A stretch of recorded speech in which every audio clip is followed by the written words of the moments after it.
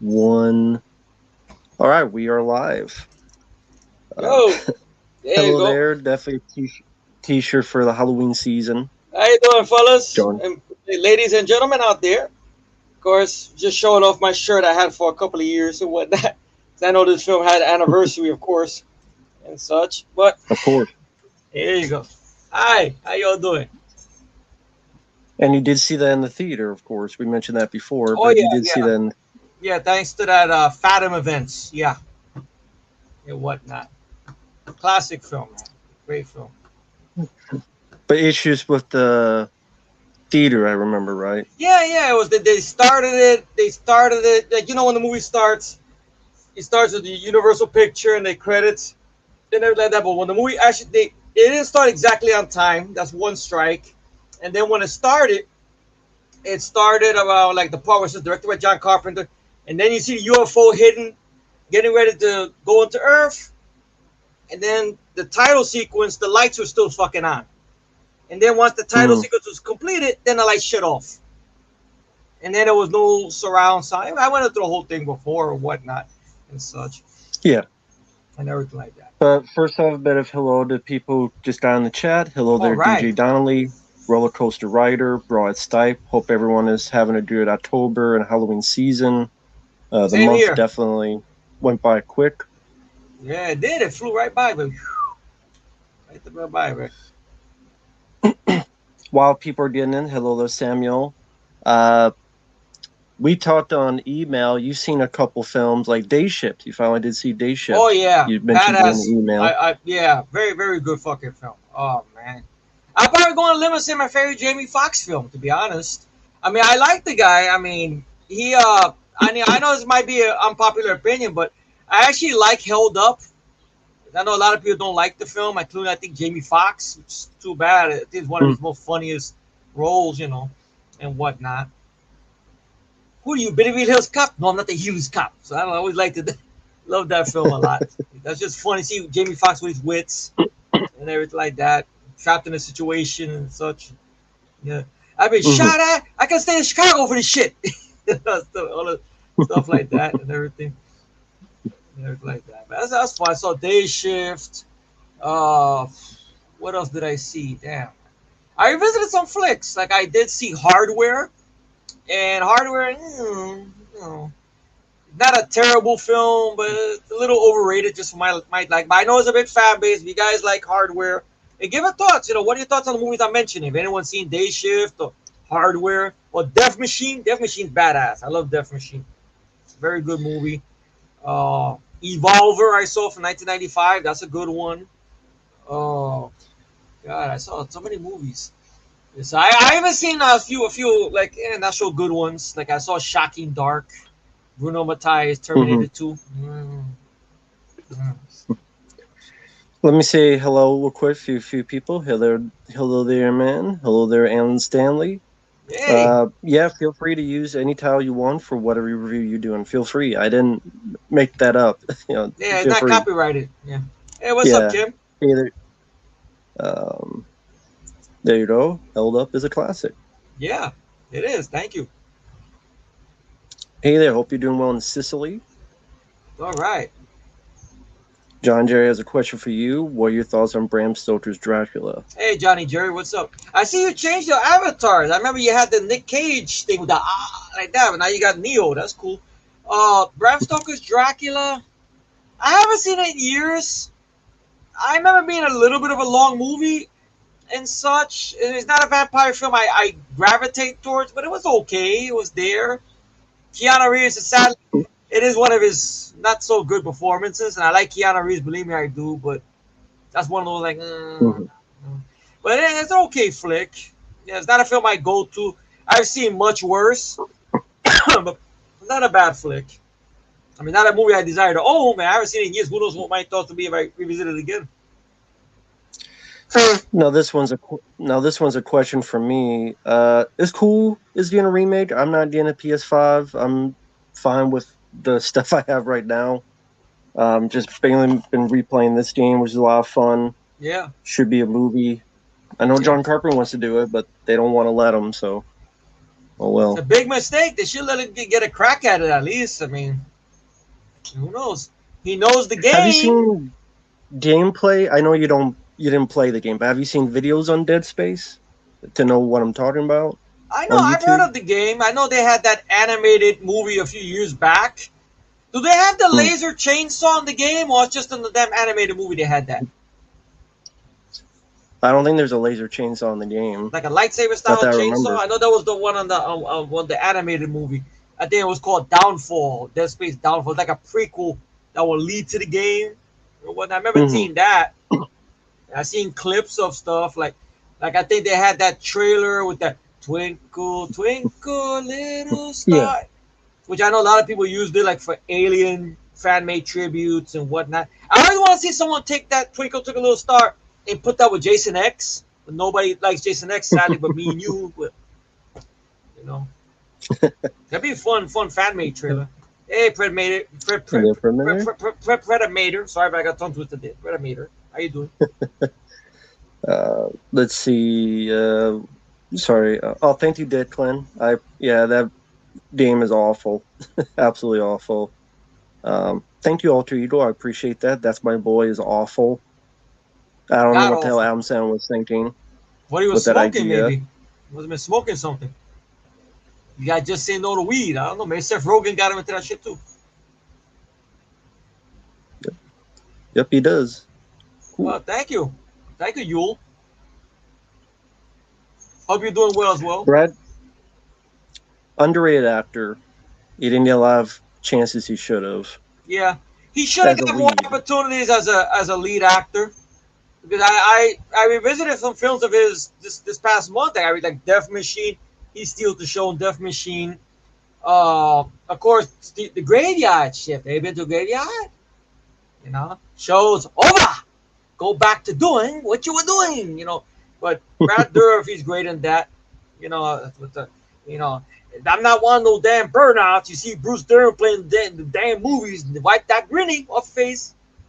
You know, just great, very great actor. I mean, he deserves way better than being in those Chucky shows. I mean, I know a lot of people love him. It's getting season 2. I'm happy you guys are happy for that. Some of you guys are happy. It's cool, but me, nah, sorry. Well, me neither. Me and Matt neither. Yeah, that's it. But I know a lot of people love the show. Fine, so be it, and everything. And Brad Dourif's the man. Don't know anything about it. Don't care. Didn't like the first one. The second one is probably the most decent one. Uh, the third has one decent story with the skateboarders. The fourth one had one decent story that had like a Doom type of feel. Oh yeah, I seen First that person. clip. Yeah, with the girl with the robot head and Yeah. stuff with the point of view. That was a good idea. I wish that was a whole movie instead of just being a segment. Yeah, That was actually a good idea. Not I bad. agree. Yeah, deserves to be better than in a schlocky, anthology. Okay. Yeah. Um. Well, people have asked me to do a commentary for Leviathan live commentary, so I'll be doing that on October 31st. That's it. So you'll be popping Yeah, some tops. yeah.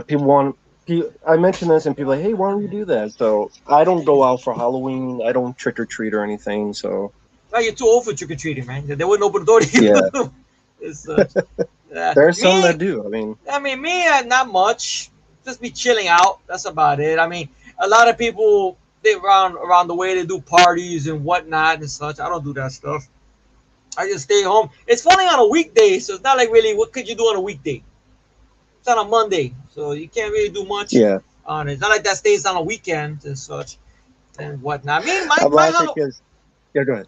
now Go the ahead. Halloween to me is I don't know. It's just you watch movies and maybe talk to some friends. I mean, this is kind of like what I would do on Halloween, but that's on a weekday, so I figured I'd hang out with Matt here. So the way this is sort of like a Halloween precursor.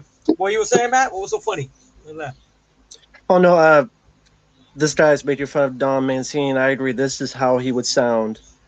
I'm still buttered because I was involved with the Child's Play remake. Wah. That is Yeah, Don Fettuccine.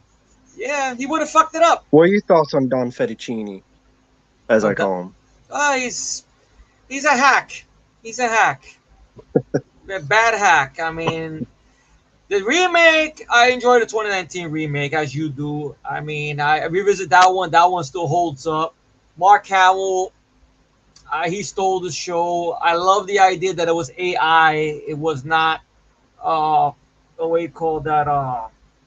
Voodoo. Voodoo man, voodoo again. The voodoo man with the voodoo power and the voodoo dolls, and they're switching the spirits and the dolls. And I didn't care for none of that shit. And I liked the idea that they build it almost like a single white female type of thriller, almost, of Chucky and Andy actually having a strong friendship. So lo and behold, it became its own animal and such. I even didn't mind the music and whatnot. Here's the thing about Don Mancini. This is a guy who thinks he's all that, but number one, Tom Holland was more of the success of the first one, not him. I agree. And he wants to take that away. And number two, in the past 10 years, he's directed crappy Chucky movies and done nothing else because he can't do anything else. Exactly. I dare him to try to do something away from Chucky, and he can't. Yeah, you can't. Because if he at least tried to do something away from Chucky, then I could give him a little bit of leeway. A little bit. It's okay. But no, you keep on digging up this character. He squeezed them off so much, there's not even a drip drop left in him. It's a wetless sponge. That's what this Chucky is now. And whatnot. And, all this other stuff and everything. And the scariest thing he'd come up with is a scene about chili. That's the scariest thing he'd come up with. And Curse of Chucky, Yeah, 10-minute scene where they're eating chili. Who's poisoned? You zoom over to the mouth. It's stupid shit. Well, the scariest is Glenn or Glenda who pisses his pants. Yeah. You pissed your pants. That's a Chucky movie, man. The pilot, Chucky drank something and puked it up to kill someone. Oh. And is wearing Hello Kitty outfits for trick-or-treating. But hey, people love what they love. Yeah, exactly. Their cup of tea. Me, nah. Worst Scooby-Doo I don't know films? if Efree grew up with Scooby-Doo. I grew up with Scooby-Doo, but I didn't see a lot. I don't remember too much of them. So I haven't revisited them. I don't own any of them. It's not like they're anywhere available to watch. I mean, I remember the Saturday morning cartoons when they were back in the 80s. Some of them were on and whatnot. I don't remember which one was it that Shaggy had the red shirt. I remember there was one like that. Scrappy, Yeah, I he know. did a couple movies as well with the red shirt. Oh, he the did? Blue Okay. Brothers, the Luckin Werewolf, Yeah. where he turned to a werewolf. Yeah. Yes, I remember a few of those. I mean, we're talking live action films. Yes, I remember the ones with Matthew Lillard. The first one being okay, decent, such. Part of that prequel live action film that went direct to video is Scooby-Doo, The Mystery Begins, or whatever it was called. Oh, yeah. There was like a live action movie that was a prequel. But did you ever see that other one they did, Scoob? No. No? All right. I didn't see that one either. I know I seen trailers to it. I know that kind of left somewhere on the sidelines when the pandemic happens. I don't know how the fuck it got released and whatnot. Yeah, I know because there's talks now. And it got canceled. What happened? There was a sequel that was going to happen. It got canceled. Oh, it did? Oh, fine.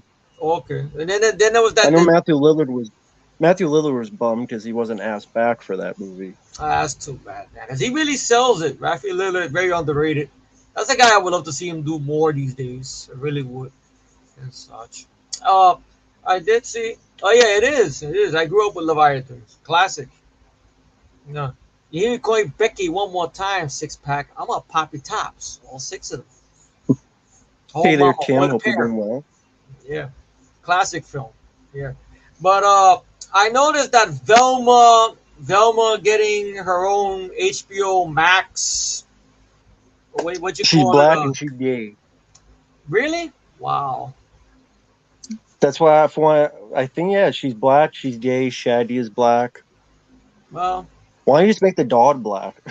The dog is black. It's been black for years. Well, actually, now that might make the dog white, maybe. I don't know. Scooby's been black for years. Even the voice. Actually, from what I understand, Velma has no dog. There is no Scooby in Velma. Of course. From what I heard. Of course. And such. And I always liked Velma. Do you Velma. care about a Velma movie? I mean, I always liked Velma, but I don't know. a movie by herself, I don't know. Especially now you're putting agenda stuff in there and whatnot. She's black and she's gay, okay, but she's black and gay, and So what she's else? bae. She's a bae. Blackie D, she's a bae. All right. Oh no, hey man, wait a minute. It's they them. Remember the whole they them, the whole bullshit. The they them, that shit. Well, Someone's gonna say it, they them. They're gonna start with that shit. Oh god. But oh yeah, here's a funny thing I can bring up. There's a funny thing I can bring up. I saw something on my phone that popped up during the week. I started laughing. Right? Check it out. You know how they have online petitions, right? Okay. So they got 16,000 signatures, and it's Halloween growing. Ends? You heard about it, right? They're demanding a reshoot and whatnot. Anyway, that ain't gonna happen. I'll be right back after these seconds, and you guys can elaborate on it. I'll come back to it. Okay, let's go ahead. Yeah. But let me just get through this. Don Mancini, Jennifer Titties. Destroy the franchise. Exactly.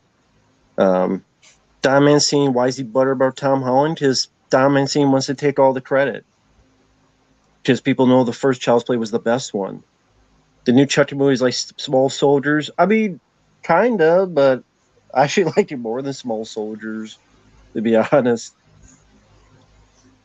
I don't hate Small Soldiers. I never loved it. I thought that was kind of one of Joe Dante's weaker movies compared to The Burbs.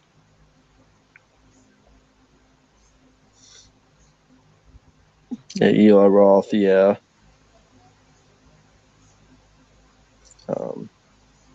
When I watched Dolly Daredevil, the Chucky show, I mean, I guess it'd be shorter.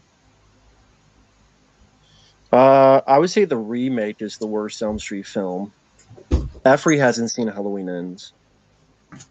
Doing good, Jan Deere. Hope you're doing well.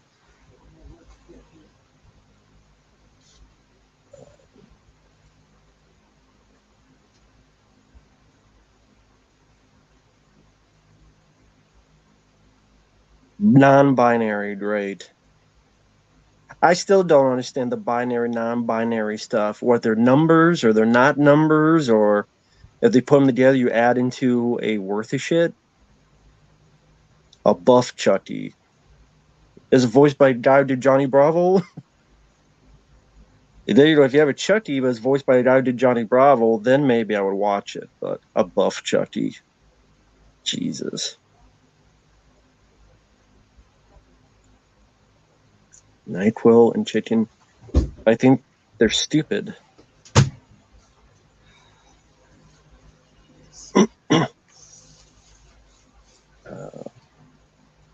Let's see.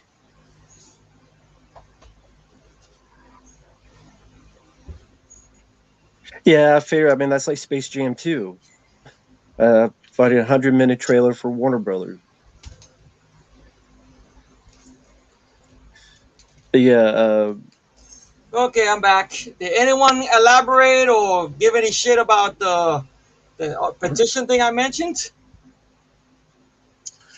Nah, either they didn't see Halloween Ends or they don't care about Halloween Ends. It would never happen anyway. They're not going to listen to a petition. Exactly. Good. But I just find it funny because last year there was another petition that people bitched about. They wanted the scene cut, removed from the final film when Michael Myers killed all the firefighters. Some people hated that. All the shit that's in that film. I don't know. I first found it funny when I saw your rant and your live reaction to it, and the one you did with the CK and Uncle Bill, those guys, the Dead Pit guys. Good video, by the way. Give them a shout out. Hey, what's up, guys? And whatnot. But if they're watching this anyway.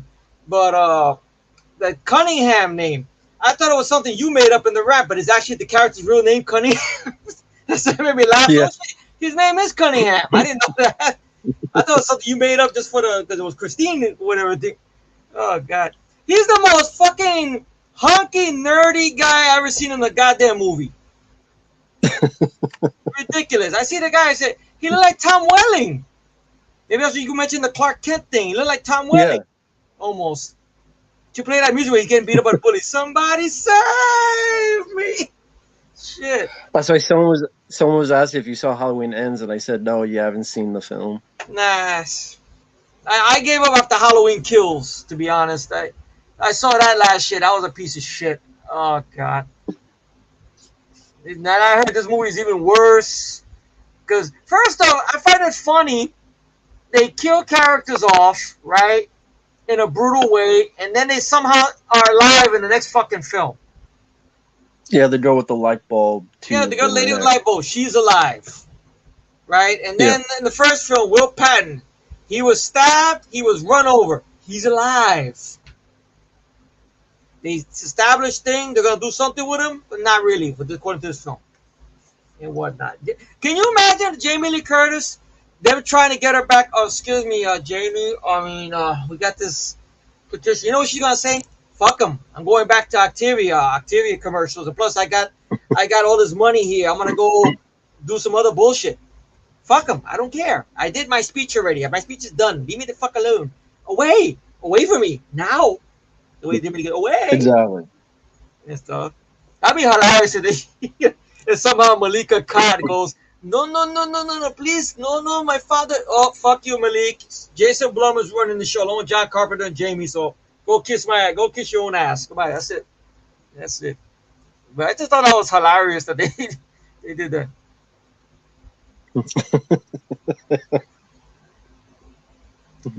Oh, it was an embarrassment.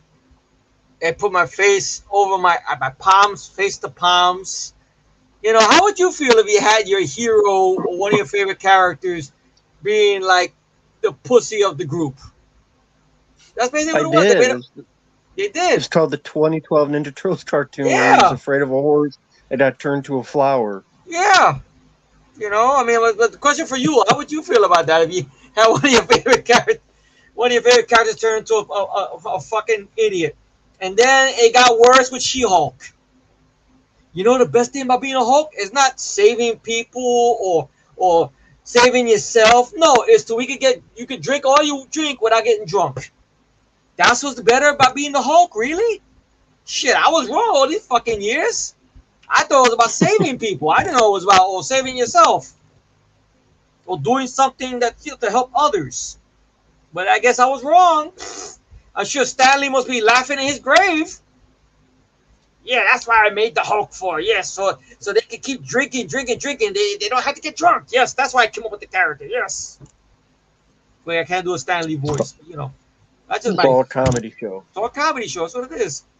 Comedy show. I seen they added Daredevil in there. Oh my god! I saw clips of that. I was like, oh god! I know a lot of people hate the new outfit. That's based on the comic where he has the yellow or whatever. I don't know. I guess they're sort of planning on doing something with Daredevil with Hulu. I guess sort of and such and everything. Oh yeah, I got some interesting other stuff. Oh, what's this? Oh, of course. Buff Chucky doll, really? Buff. Well, that must be Don Mancini's fantasy. Yes, I want a buff doll. Yeah. Oh well, that's his kink. Oh well. What was I gonna say? Oh yeah, I found out that some new regime they got in DC. They don't want no more HBO Max shows with DC anymore because some new asshole who's running DC wants DC's gotta be theatrics. It's gotta be on the big screen. That's it.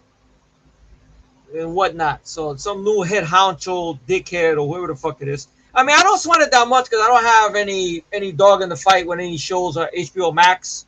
Like any of you guys who like whatever the John Cena show or any of the other shows or whatnot, but they want to eliminate it now because they want to make DC only for the big screen and shit and whatnot. Yeah, they're trying to give Ben Affleck his Batman trilogy again. Yeah. So are they fucking are they telling Matt Reeves and Rob Pattinson to fuck off or what? It's too bad. I love their Batman movie. I mean, there's been no word on it so far. We'll see. Oh boy. Hey there, Joe. Hope you're doing well. Let's see. Nope, didn't see the new film Barbarian. Didn't see it. I know Justin Long's in it. Didn't see it. I've heard bad things about it. And of course, it was a big hit. Of course, is it by A24 Someone's by any asked. chance? No, Barbarian? that one. Oh, No. okay. What you were saying? Someone's asking. Yeah, I like the Death Witch movie. Yeah. I didn't And mind it- that one. Yeah, and this coming from a guy that doesn't like Eli Roth's films, but that one, you know why it was good? I can tell you why it was good. He didn't write anything. That's why. If he only directs it, maybe his movies have a chance. If he writes it, sorry, I'm changing the channel. I'm not wasting my time. He wrote that. Bye. That's it. Yeah. Stick to the directing. That's it. He did that. He stick to the directing. Okay, James Cameron film. Because to me, his best films were in the 80s. So it'd be a tie between the Terminator and Aliens. I love that James Cameron. I don't know why. The dark, the horror, the action. Part of me wishes he would have stuck with that. But that's just me. I know a director wants to grow, so he grew. So, I mean, True Lies I enjoy. And T2, I kind of have a strange relationship with T2 because thanks to all these recent Terminator films, it makes me not like T2 anymore because I'm tired of the copying they keep doing of it. And then they keep re-releasing it. I mean, it don't got as much re-releases compared to Blade Runner, or I would say many other movies that get re-released like Star Wars or I mean, I whatnot. still like T2. I don't think that's T2's fault. That's the stupid filmmakers' fault afterward that don't have any originality in their brain. It's that, and plus, the ending kind of doesn't feel impactful no more. Arnold going into that was an emotional scene for me. Even watching it in theater, and it always gets me. It's the good acting, good buildup of characters. It makes Arnold sacrificing T2 useless because he'll be back. He'll be back.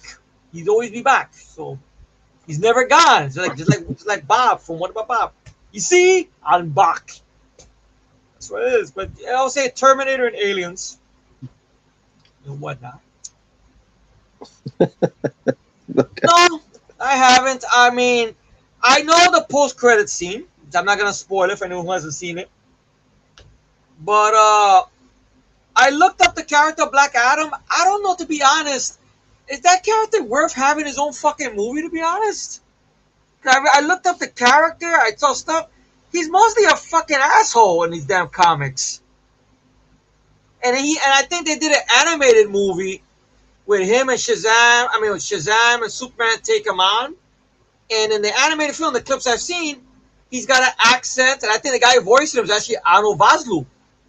Funny enough, the Mummy himself, of course, Pitt from Van Cleef from Hard Target and such. What the hurt my feelings?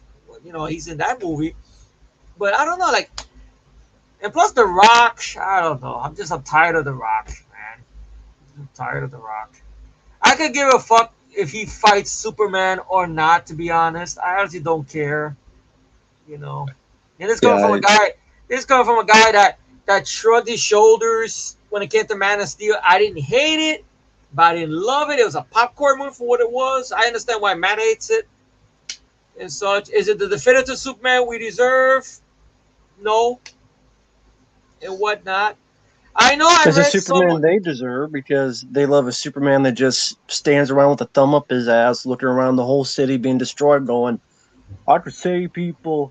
I'm just going to go over here and kiss Lois Lane for 5 minutes. Yeah. No, he turned Metropolis into, like you say, he turned Metropolis into Terminator Land. The neutron bomb with the neutron dance. Yeah, but I'm just going to sit over here and I'm going to take the time to throw this plane down and go, you ain't watching me. They throw down this drone. You're trying to find out why I hang up my cape and everything. I don't know. And then the second, and then whatever the other fucking film, Batman v Superman, where it's just a big somber fucking montage of him. I'm saving people. Why do I have to save people? I'd rather be home dry humping Lois. Why am I doing this? They should have had that Crash Test Dummy song. You remember back to the day? Superman never made any money. I, Mm-hmm. I think so. Was it not the one that Weird Al did, or no? Yeah, Sounds- he did a parody of it. Yeah. I think so. Yeah, he probably should have. It sounds like it's sad. Did you put that montage there? Oh God! I know there was an interview or written interview somewhere where someone talked to Henry Cavill. It was maybe a few years back. That Henry Cavill realizes that he's not the Superman that people grew up with, and Henry Cavill realizes it. Will anything be done about it? Nah. I know Matthew Vaughn talked about at one point he wanted to do a Superman movie in the vein of the early Superman movies, like with Christopher Reeve, but with Henry Cavill. But I honestly don't know if he could do it. I know some people would say, well, why does it have to be the same Superman? Why can't it be a different Superman? Because I don't know Why why does it have to be? the Superman. I think it was because Superman stands for truth, justice, and the American way.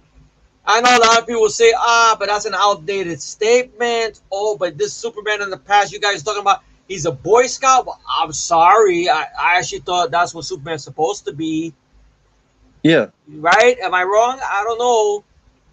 And No, I think you're such. right. Otherwise, just What's the do a new point? character. What's the point? And such. Because I don't see that with this Henry Cavill. I'm sorry. Maybe I understand. I know there's talks now that maybe they might give him some standalone sequels. Maybe. I don't know. Because once again, this new prick that's running, it sounds like he's a prick. Something about the way he's coming off. Fuck this other shit. Fuck this other shit. Fuck that shit. So I understand, judging by, I don't want to spoil it because I don't want to get people pissed. Well, fuck it. I don't know. Should I? Thanks, Darth. Okay. Yeah. What was the question? I didn't see what the comment I know was. it was just. Yeah, it is shit. Well, wait till you see his rant. You start laughing more, Darth. Nah, but Superman, Mark Cockle. We're talking about Ruffalo? Cockle, yeah. He is a big baby. Yeah, You heard about that whole thing about him, what he wants to do to IMDb? No, people shouldn't be putting down the show. They should do something about that. Yeah, it's called Turn It Off. Don't watch it. Exactly, he was. Yeah. It was Urkel turned green instead of black. That's what it was. But Superman, Mark Cockalo, yeah, he does. Cockoid. That should be his porn name, Mark Cockoid. Well, Superman, it's have a truth, justice, and the American way. And the only positive I can say about maybe the Henry Cavill Superman movies, okay, the action scenes. All right. That's why I said I give it credit for that. But that's about it. The action scenes for what they are and such. I'm not going to say it's the 10 out of 10 best of the best with honors. No, man. When it comes to Superman, I lean towards Superman 2, the regular version. Fuck the Richard Donner cut. I'm sorry. Superman 3, very fun sequel. I know Matt's going to groan about this on Superman 4. Yeah, I can't do Superman But okay, 4. I'll put it this way. You rather watch Superman 4 or you rather watch Man of Steel? Man of Steel. Really? Because that's the last Christopher Reeve film, and that's depressing. That's how he ended his run. Yeah, with Nuclear Man, looking like wearing a pair of pajamas, ready to go dancing for strip clubs. Yeah, but at least he's saving people. He's not letting the city get blown up by Nuclear Man. You got that at least. Granted, I don't know what he blew up my sanity. Well, it's an awful movie. All right, awful film. All righty, all right.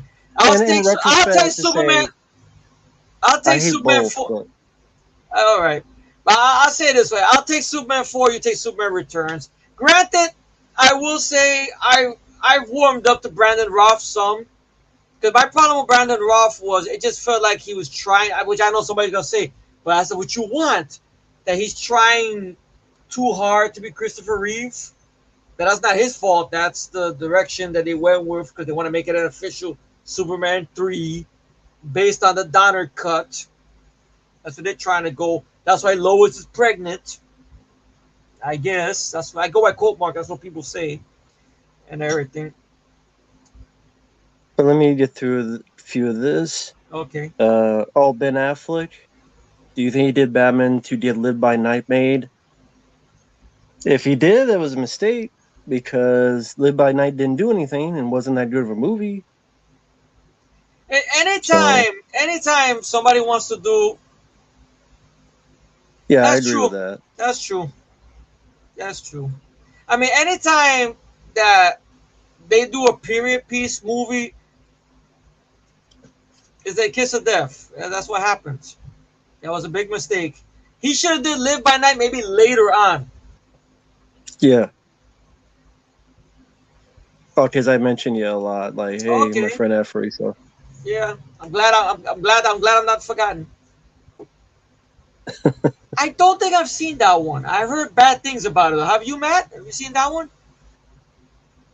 yeah, it ain't worth it. No, it ain't worth it. At least to me. Hey, I saw Bruno Mattei's Terminator 2. That was shit. It becomes a Terminator movie in the third act. And a lousy Terminator movie at that. With fucking chuds under the wannabe fake chuds under the underground. And shit. RJ, I think he made all those because I think a lot of those probably just took from a week to film or 3 days to film. So he could have done like 10 movies in the span of a couple months. Yeah, that could have been that. All those movies are coming out. That mostly could have been done before he probably officially left, because he piled those up, and such, and everything. I know he's got another one that's supposed to be him opposite John Travolta. There's that it looked one. awful. Yeah. Then there's the other one with Kevin Dillon, and they're a dime a dozen. You can throw a rock into the pond, you'll find a bunch of them. I mean, I wish him well in his health and whatnot, but that's about it, sadly. I have two right now. If they did it right, if they did it sooner, Dread, Hardcore Henry. Yes. Oh, and third, Shoot 'em Up. Yes. Those are the three I think of. Now, films of the past couple years, like 2 years. How would I see Nobody? Rescue Rangers. Nobody would be nice. Yeah. Nobody would be great. Because I think I had potential to do stuff with Nobody, especially with Christopher Lloyd and the RZA. Lo and behold, I actually thought they could work well as a movie. Christopher Lloyd surprised me in that movie. I really love to see him in a role like that. He was fun. Oh God, what else? That new Rescue Rangers I liked. I like to see sequels to that. I'll go on a limb. I will go on a limb. I would say, I know you're not too crazy about this film, but I actually liked it despite its flaws. The Guest. The Guest. I mean, I could deal with that more than other films of today. Yeah. I mean, I would go on a limb and probably say that's the best Wingard Barrett collaboration they did. The writer, director Adam Wingard, Simon Barrett. I'd be curious to see what direction they'll go with it. If they have ideas and such, because I really like Dan Stevens. I would like to see him come back. Poor guy isn't doing shit. Be nice to see him do something and whatnot. I have The Guest to be one. You mentioned Dread. Shoot 'em Up. Malignant. I think there's some story you could do with Malignant. Maybe. I don't know. I don't know what else you could do with Malignant. Maybe. Malignant. Tucker and Dale vs. Evil. It was done right. Get that a sequel. Jack Brooks' Monster Slayer. If anyone remembers that. That had potential to set up for sequels. Jack Brooks' Monster Slayer. And such. Wow. Anything else you could do? Day Shift. Day Shift, please. And spinoff. Day Shift. Day Shift needs one. If anything, a spinoff with Scott Adkins. A spinoff with Scott Adkins and the guy Steve Howie. Yes. You killed 6, I killed 5. Okay, I killed 3 more. Okay. And Will Smith didn't go crazy bright. Yeah. Before he went nuts. Did you see the trailer for his latest film? He plays a runaway slave or something. Yeah. And everybody's making jokes in the comments. Something like that. I don't know. Yeah. I seen a trailer of it one time that everybody's making jokes. Oh, well, Will Smith's going to smack the villains in the film. Anybody saying that? You know what's strange? I haven't seen any films of his that I used to like ever since that thing. So I'm worried, if some of these films will hold up. I don't know if you've seen any of them. Have you got any requests for any Bad Boys films or Men in Black films or any of those ilk or Independence Day? Not, Uh, mm-mm. that'd be an interesting experiment to find out after his big fucking nut she went, can you still watch any of the regular films? It's a big challenge, a big, I think I'll enjoy him because I don't like what he did, but it's not like it's Kevin Spacey. or Bill Cosby for that matter, or Yeah, whatnot. or Yeah. that. So at least, yeah, it's just this guy that cut by his wife, and I might not buy him as a tough guy as much as I used to, but Yeah. I think I still like his movies like Men in Black and Independence Day and such. Hmm. But um, his new films, I'm not really that curious about. Yeah.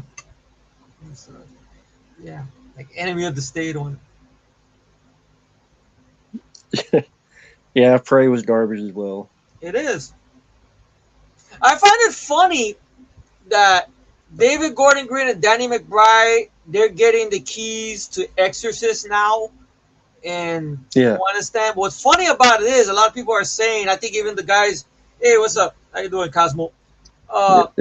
They said something about Exorcist has more moving parts to it. It's not just a slasher movie. That's kind of beyond these guys, pay grade now. You're giving these guys that could barely do a fucking slasher movie Exorcist. That's kind of a big. That's kind of like the big candy store,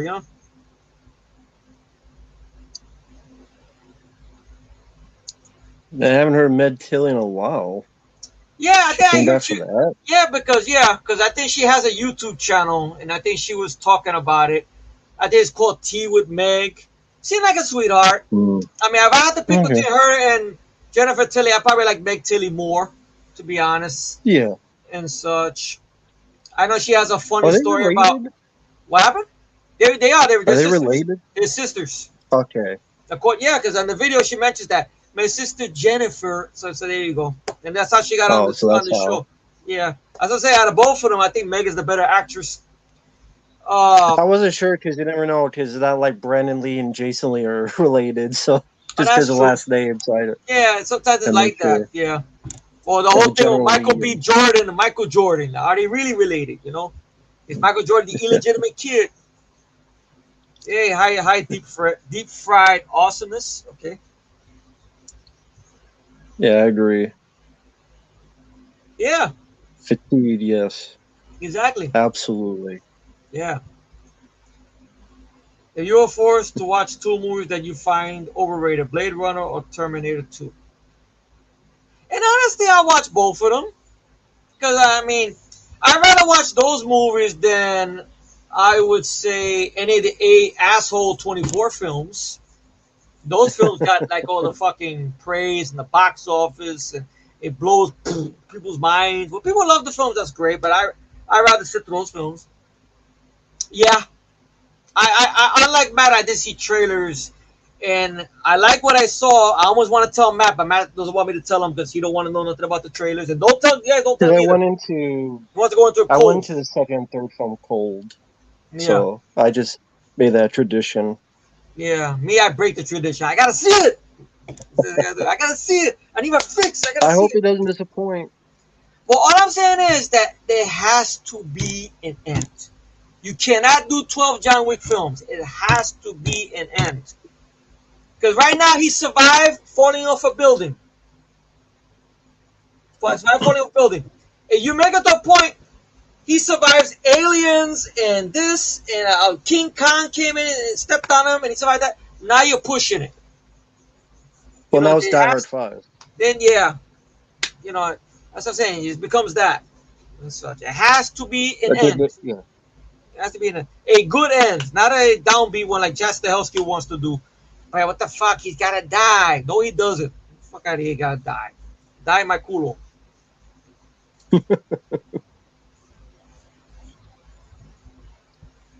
I don't think he's seen any of those. Nah, the only one I've seen this year, horror movie wise, is the Texas Chainsaw Massacre one. Scream 5, they've been airing it on Showtime, but I've been avoiding it. I mean, I saw Prey. I suffered enough. Really? Hey, Black Phone, I didn't mind. I actually like Black Phone. Nope. I heard about what the movie is. I'm actually curious about it now. Okay. That Foo Fighters movie, I've seen trailers to it. I don't know. Have you seen that yet or not yet, Matt? No? I know what it is, but I haven't seen it. I'm not sure about it. Yeah. I don't know. Dave Grohl, I don't know. I don't know, man. Stay with the music, Dave. I don't know. Don't. Black Phone, I enjoyed. I love body Great parts. movie. You know, the body parts on a woman, especially with the big breast and the bush. If it's clean, you know, and the ass, if it's clean. And so, but body parts, the movie, yes, I love that. Very underrated film. Jeff Fahey stole the show. Last year, the movie had an anniversary, I believe. Yeah. And the Shout Factory, good Blu-ray. By the way, fuck Revered Films. Justin Beam, he's the guy that does all these special features for Shout Factory. Fuck him and all his holes. Stick to Red Shirt Pictures, Michael Felcher. Hashtag Michael Felcher for the win. That's it. And I'm going to send Matt a request on that one day that he can talk about both fucking features. Body Parts is a Body Parts is a good movie. And yeah, the special features of Street Fighter has gone very much downhill. But yeah, the Body Parts is a very interesting story. Guy gets his arm taken off because of an automobile accident. Surgery gets a new one. You find out it belongs to this killer. And now the killer wants his body parts back, so he's ripping other people's parts off. You get some really good set pieces, like two people handcuffed in two different cars. Very unique. Yeah. Satisfying ending with shotgun, gunplay. Mm-hmm. Very underrated film. Yeah, indeed. Parts. Very, very well done movie. To this day, this is the movie that if I'm in the passenger side of the car and there's a red light, I don't hang my arm out the window. The movie did this to me. Eric Red, very underrated writer. I think he wrote and directed the film, right? Did he direct? I think he did. Yeah, he directed Body Parts, didn't he? Eric Red, yeah. Yeah, Eric Red, wonderful job on the script. He wrote the original Hitcher and whatnot. And you know, he knows how to write creepy stuff. I know on the interview they gave him on the Blu-ray, the half-ass, you know, featured one from Justin Laserbeam, whatever the fuck his name is. He keep giving that guy shit. He mentions that he's a fan of horror movies. He mentions especially Freddy Krueger. So it makes you wonder, you know, why not give him a Nightmare on Elm Street movie? But they will never do that. Oh yeah, I did hear about this stupid legacy sequel they want to do now with Nightmare on Elm Street, which I thought they did that already back in 1994 called New Nightmare. But I guess I'm wrong. Who the fuck I know? Well, people hate that now. But really? I really enjoy it. Wow. I'm so old. I am so old. We're both so old. Oh, yeah. Look at later in the chat. Yeah, fuck Matthew Perry. You can suck a dick. Matthew Perry? Yeah, he wrote that book. And in the book, he talked about how he's depressed that people like River Phoenix are gone, but we have people like Keanu Reeves still running around. Oh. Yeah. He's talking shit. Wow. Yeah. Son of a bitch.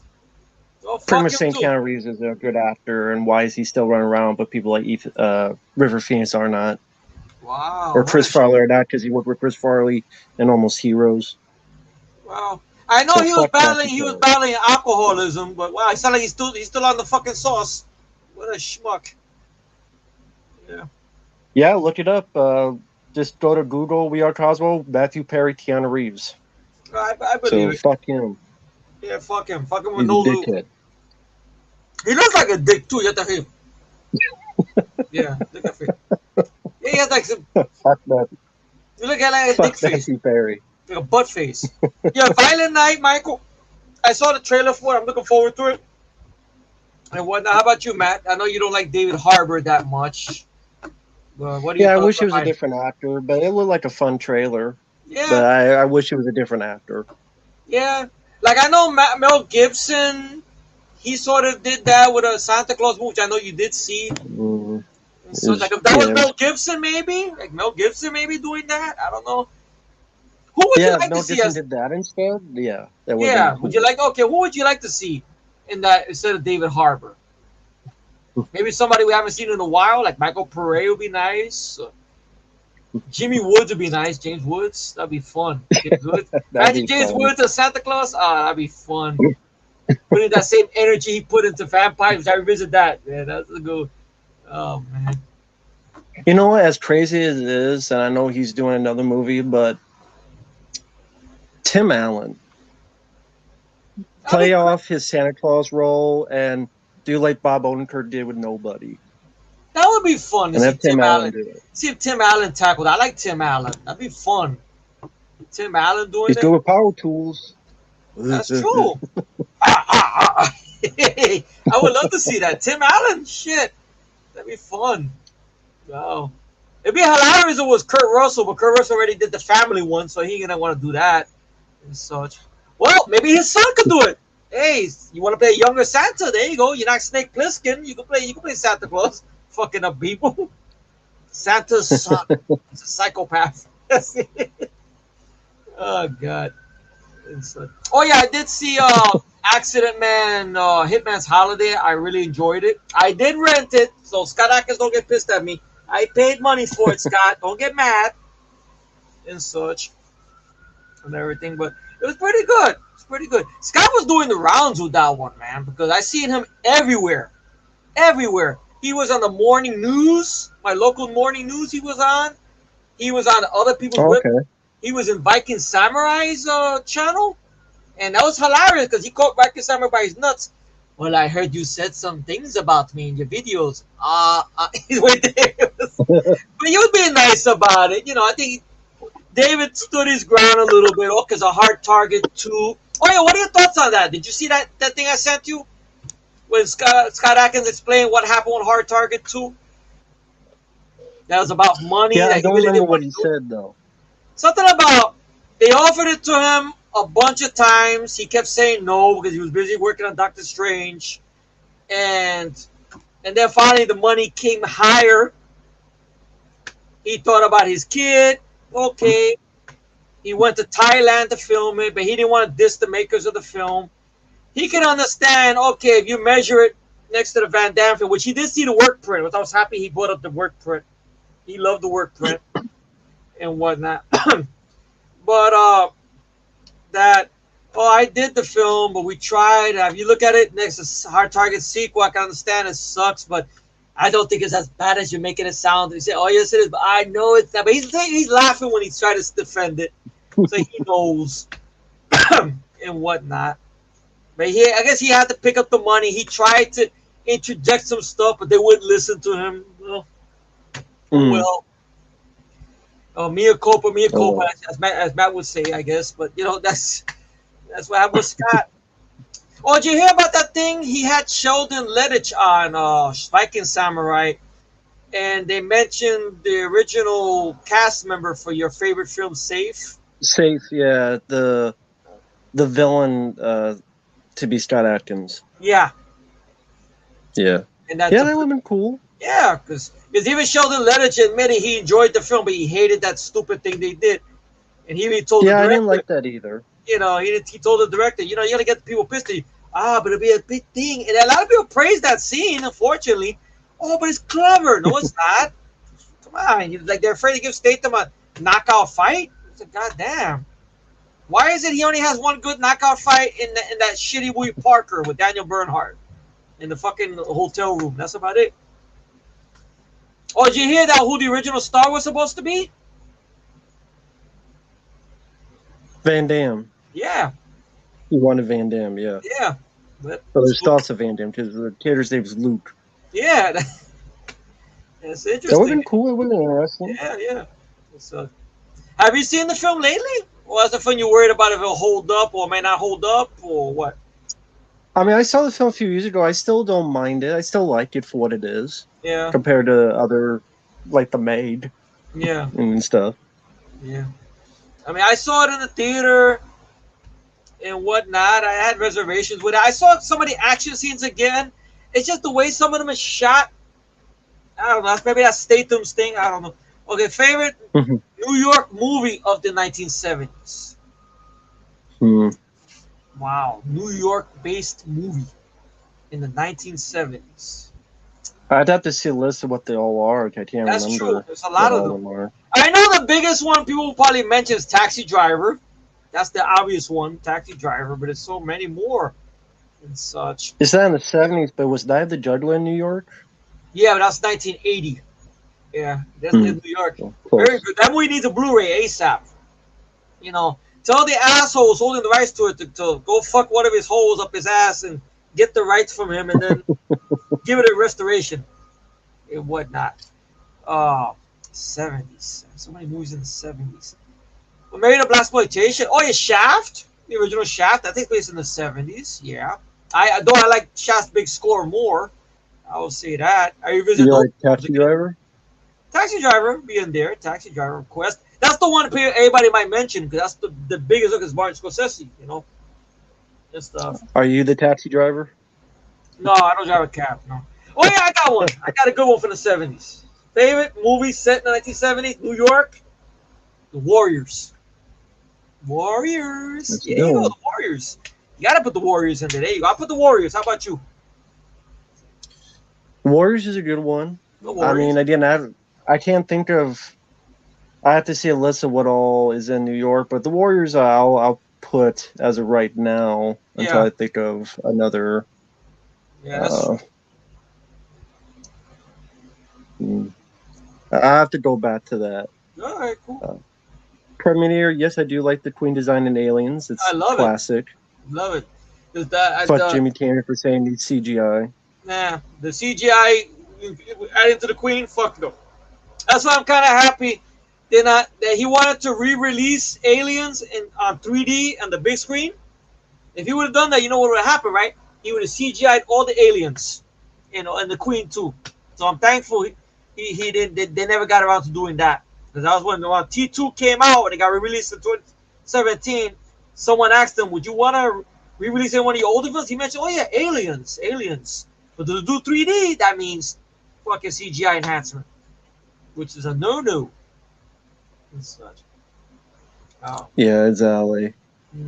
Someone was asking about Deadpool 3. I mean, I hope it's good because I like the first two, especially the second one. I don't know. I'm a little bit worried. Because I can't think of anything R-rated that Disney. Well, people are gonna say, "But what about Prey?" They're gonna bring up Prey, but that's not that great of a film. I saw that as a piece of shit. But and what, at least to me, to Matt, I know many people love it. It's getting a sequel. I'm happy you guys are happy. Some of you guys are happy it's getting a sequel. That's good. Good for you guys, but not good for us. But I don't know. I don't see the way the MCU is now, them letting Ryan Reynolds go bonkers as they did before. I see a lot of holding back, a lot of compromise that's going to be done. Okay, you're bringing Hugh Jackman back. It's a different timeline. What I would like to see if they're going to bring back Hugh Jackman. Since they were playing around with this whole time multiverse title shit in these movies now, right?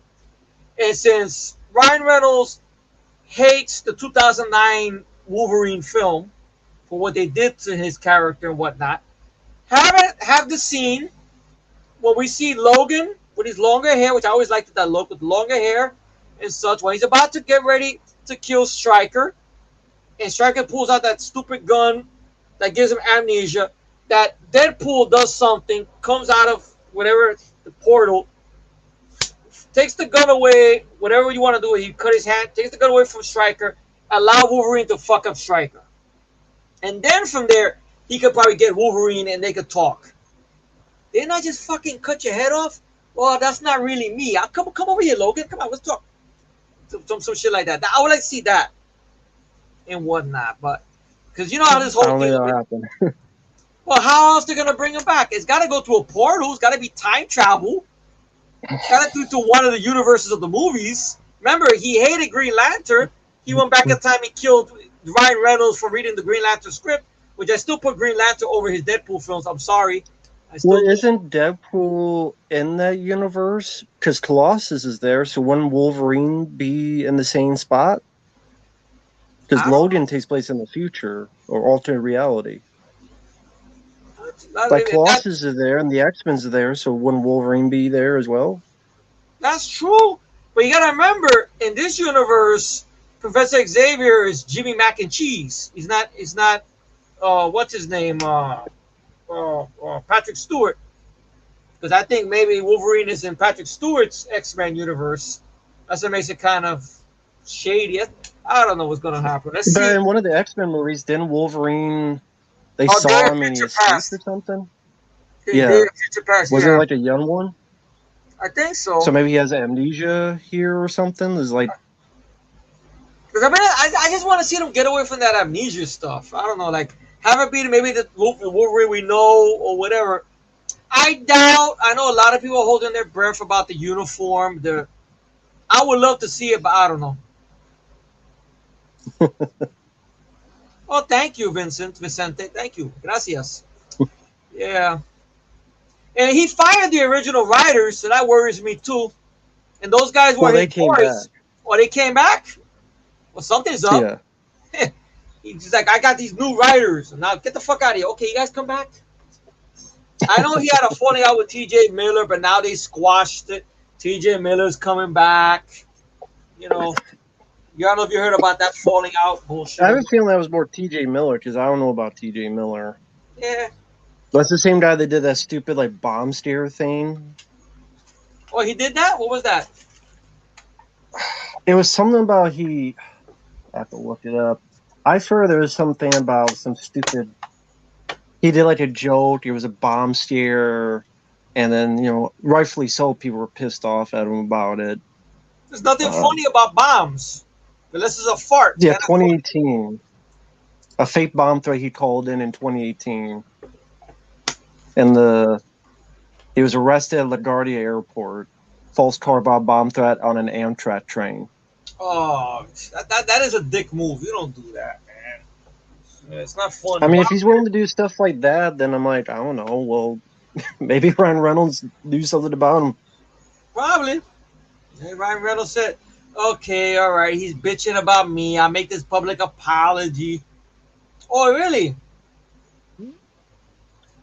Sounds like a swell guy. Oh, yeah. Wow. Well, if the sexual predator thing comes to fruition more, I'm sure they'll cancel him, more or less. Yeah. Or they'll edit him out of the movie and such. Oh, wow. He doesn't need to be in it either. It's not like I missed him. I mean, did his character really do anything in those movies, to be honest? You just did just to make fun of Ryan Reynolds. I mean,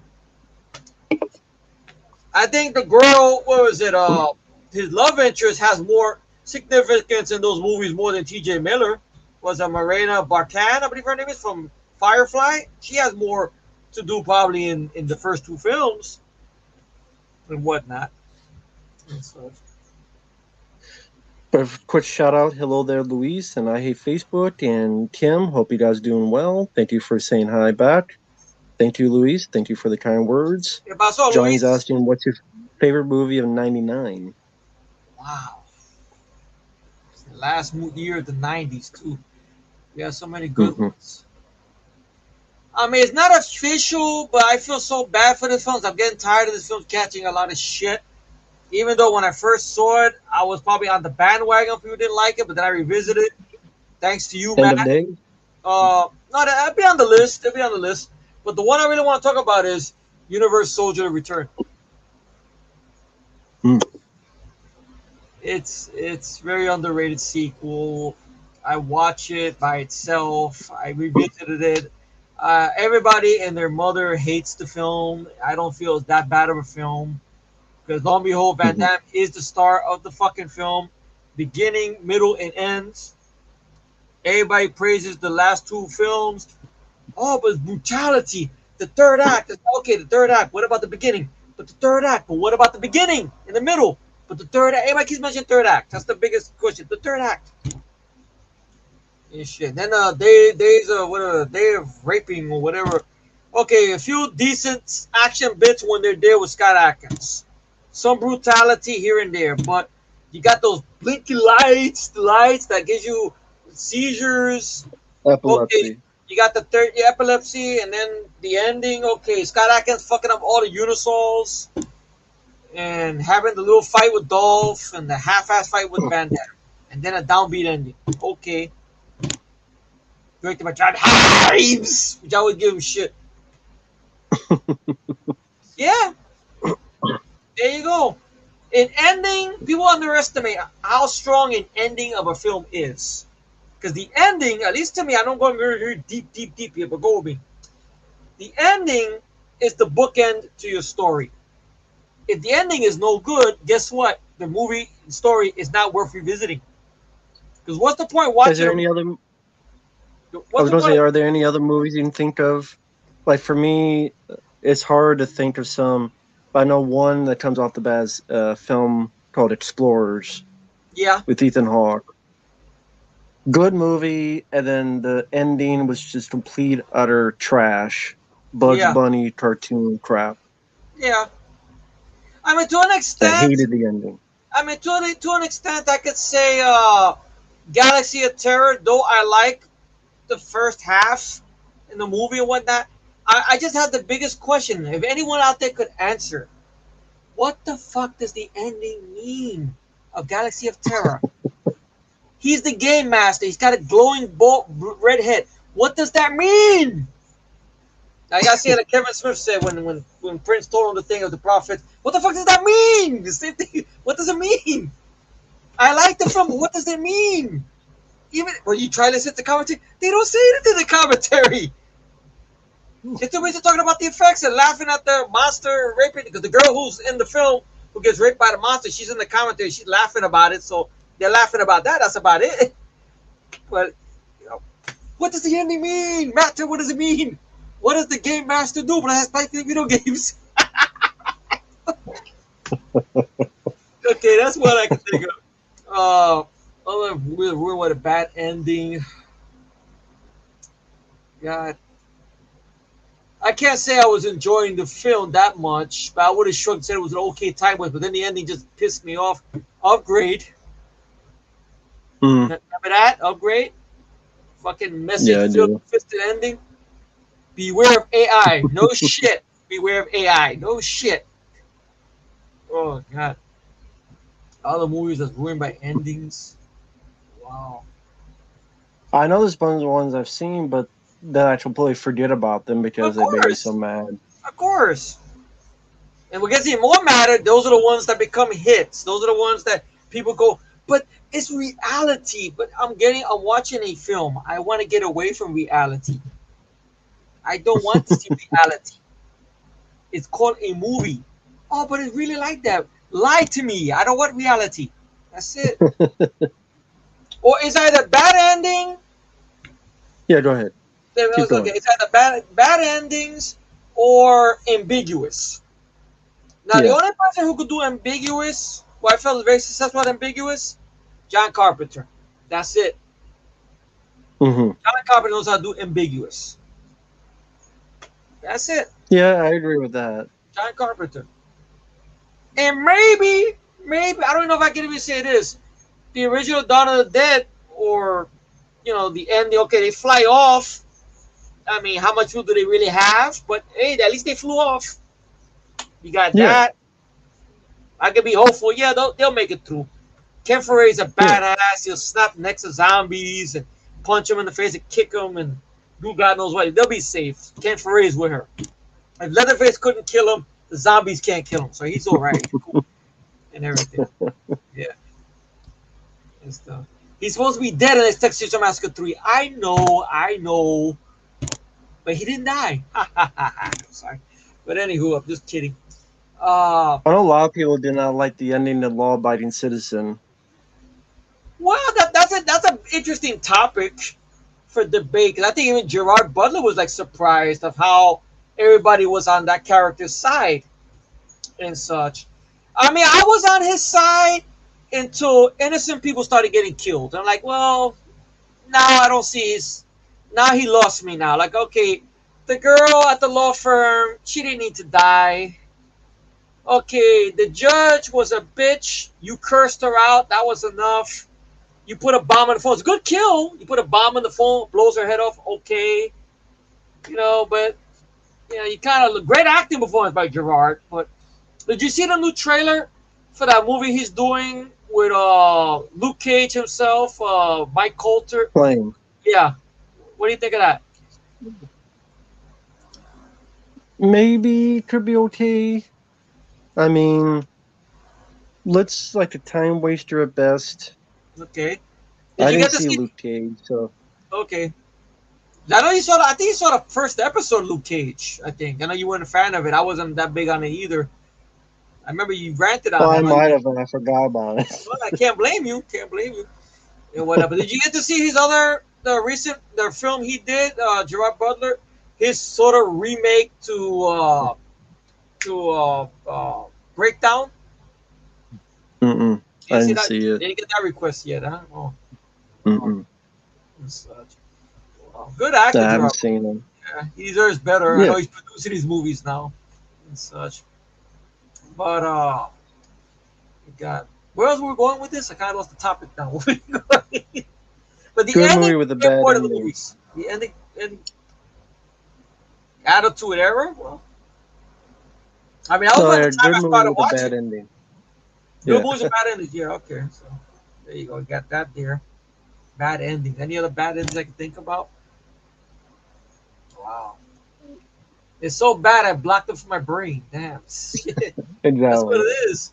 Oh, God. Yeah, I've seen Pacific Heights. I liked it. Red Line, I don't remember much about it. Yeah, Pacific Heights was a pretty overlooked Michael Keaton film. He's the villain of the film. Very good. Red Line, Rector Howler. I think that's the one that Mark Dacascos is the villain, if I remember correctly. I think so, yeah. He has the gold. He has the little gold tee and everything. I barely remember that and such. I remember seeing a lot of nudity in that. That's the only thing I remember about that. That's it. That's all. Not that much action. That's all. No, he did not sit through it. Nah. I heard it's pretty much the illegitimate son of Arnie Cunningham. That's basically what it is. Pretty much it. That's what I heard. That Michael Myers got bitch slapped or body slammed. And hey, what's happening? Yeah. It's a lot of shit. Oh my God. I'm just laughing thinking of the audacity. If some way, shape, or because the movie's not doing well. It's dropping. Last what was it? It was at number 1. Now it's at number 4. So it's dropping pretty rapidly. So I don't know if they. I can just imagine it made $40 million. It made $40 million in its opening weekend, so it doesn't really have to do anything else. Really? Doubles budget in one weekend. Even if it's dropping down? Is that number 4? I mean, it doubled his budget in one weekend. Well, made $40 million in its opening week. And then whoever saw it on Peacock. Yeah, they add those how numbers they get in paid there. with that. Yeah. Well, that's it. I honestly believe those guys, David Gordon Green and Danny McBride, they did not intend really to do any trilogy with these films. I think it was just they did the 2018 film. They didn't think it was going to get another movie. And they need money. We need more movies. And then they come up with some bullshit.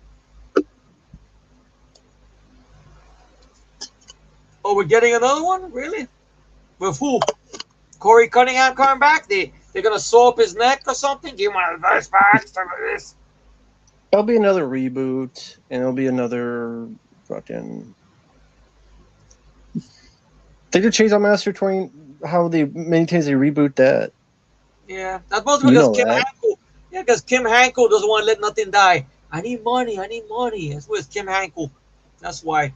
When here, you could say it's Jason Blum. You could say it's Malika Khan. You could say it's maybe John Carpenter. Between the three of them, pretty much. Jamie Lee Curtis, she already got her papers. She got her money, so I doubt she has any more. John Carpenter cares as long as it's a paycheck. That's what I'm saying. He's like, you paying me? Here's my name. Yeah. Pretty much. Because you remember when the 2018 film came out Everybody kept saying, we got John Carpenter. He's consulting. He's consulting. You know what he's consulting? Does anyone have any weed? Does anyone know where I can find some pornos? Does anyone know anybody about new Dead Space games? That's what he's consulting about. Don't bother me. I'm playing this. Yeah, that's his consulting. I'm consulting this game. Yeah. I'm rolling up I'm consulting the manual. I'm rolling up. I'm consulting the manual. I'm reading it. Yes, it is. Because you remember I kept saying that? Or he's consulting. He's consulting. Yeah, he's consulting a blunt. That's yeah, this is John Carpenter the whole time. You see his eyes. That's John Carpenter. That's literally John Carpenter. This. Yeah. The whole time, John Carpenter. His eyes. Oh shit. Oh shit. Oh man. But I believe that. I gotta honestly, because you look at the sloppiness of both of these sequels put together in the worst of the latest one, you're like, they had no idea what the fuck they were doing. They never did. Never did. Ever did. Yeah, I probably was shocked that it made money. Like, it made money? Really? Oh shit. So what do we do? Jamie Lee Curtis, don't you stand there, motherfucker. Make another movie. Because I get that sense Jamie Lee Curtis, off camera, is one of those women that will curse you out if you don't do what the fuck she says. Especially if she's a producer. Okay, all right, guys. Okay, here's the camera. I told you to get in the fucking thing. Like, she would yell at you. I get that sense. I don't know why. I get that sense. I don't know what it is. I got that sixth sense. I don't know why. You heard that thing with the Danielle Harris stuff, right? What about? Danielle Harris and Scout Taylor Compton, they have a podcast together. Oh, okay. And apparently it's like a lot of sexual stuff on the podcast as well. I'm not surprised. Like I'm not surprised because Danielle Harris seemed like a woman that probably has a lot more sex stories than the both of us put together. I mean, she has a tattoo, I heard, on one side of her leg of a giant boot. I mean, okay. And I know. But anyway, Yo, what's up? Yeah, go ahead. Go ahead. No, I want to hear what. Let's go back. No, they were invited to a premiere for this new one, and they were told, "Oh yeah, come in, and Jamie Lee would like to meet you and all this." And so they went up to her, and she's like, "I don't know who you are. Goodbye." Jamie Lee Curtis said that. Yeah, like, I don't know who you are. I don't watch those movies. I don't watch those kind of movies. Goodbye. Apparently, it really upset the two of them. They felt really bad about it. Well, I'm not surprised that Jamie Lee Curtis doesn't like this stuff. Yeah. She don't even like Blue someone Steel. would have been like, She don't even like Blue Steel, and that's not even a gory film. I still say it's one of her best films, Blue Steel. She doesn't like Blue Steel. Wow. You think someone would have at least said, "Hey, Jamie Lee," at least talk to her for 5 minutes, like, "Hey, we're inviting these people. That's who they are." Yeah. Like, that's it. I'm sure. I am sure that Danielle Harris and Scout Straight Outta Compton probably must have cursed out the person that invited them. You motherfucker! We went over there. They must have cursed them person out who invited them. And shit. What are you trying to do? Start something? That's what we want to. I would have made a big thing about it. Fuck. Wow. I agree with this. Wow. Yeah.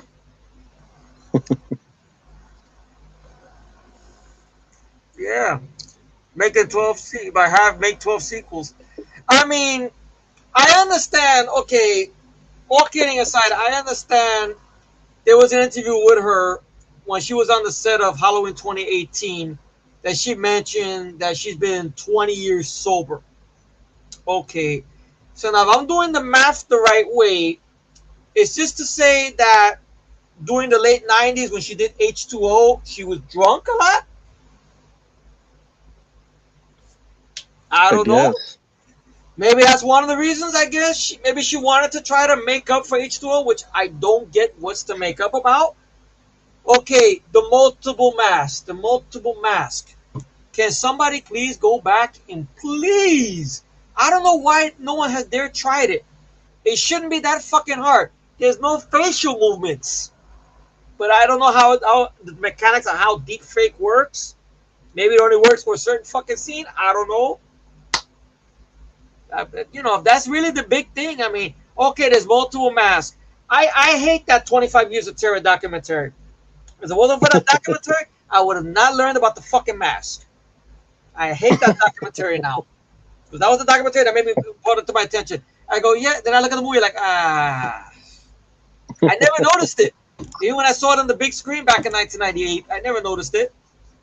I saw it on bootleg when I had a hot date, which I had some action with it thanks to the hot date in the movie. But, that's a whole other video. But anyway, and whatnot. But I hate 25 Years Terror. Jamie Lee Curtis, I don't know. But I understand that's one gist that, okay, she was battling alcohol addiction. Maybe throughout the 90s. Okay. And I understand also, okay, after Halloween, she got all these horror films, which she's not a fan of the genre. Okay. But it made her money. Mm-hmm. I know she wanted mainstream success. That's one of the reasons she wanted to be in Trading Places. She's gone on record as saying, oh, Danny and Eddie didn't want me there. Okay. Behind the scenes problems between them. Okay. She did A Fish Called Wanda. I'm relevant again. Look, the movie got box office. It's got some notice with Oscars. Thanks to Kevin Kline. Kevin Kline is hilarious in the movie. Wow. Yeah. She's getting a sitcom with Richard Lewis with ABC. Yay. I made it. And then all of a sudden they call her back. Can you do this movie called Blue Steel? You're playing a cop going after a killer. I got to be naked in the movie and do a strange sex scene. I got to deal with a killer who has his way with me. I have a shootout in the end in an empty New York. Well, she seems to be fine with True Lies. Yeah, she's stripped there. Striptease. Yeah, she was real hot to the body. Woo! But Christopher Guest don't know about it. Yeah. What's this? Condonative. What's that? She's fucked up. She has full shit syndrome. It's gafas. Okay. I thought that means she has a clock colon or something. I don't know. They call that activity. She eats. I don't know. I never ate that. I never ate that thing. Yeah, that's what it is. It's really a butt face. That's what it is. I seen the trailer for the latest Creed. You guys who like the Creed films, you guys are in trouble. Because this guy that they got, this fucking like he's a model or whatever, doesn't impress me either. To me he looks worse than Michael B. Jordan. This new guy they got that's in this new Creed film. Somebody people in the comments are praising it. Of course, because the guy's the Don Juan. He's pretty. He's pretty. That's why he's a model. He looks like a model. Look at me, pose. Look. Like he's gonna pose for calendars. Look. It's a fucking model. Surprised he ain't posing for underwear ads. He's fighting an underwear model. Ooh.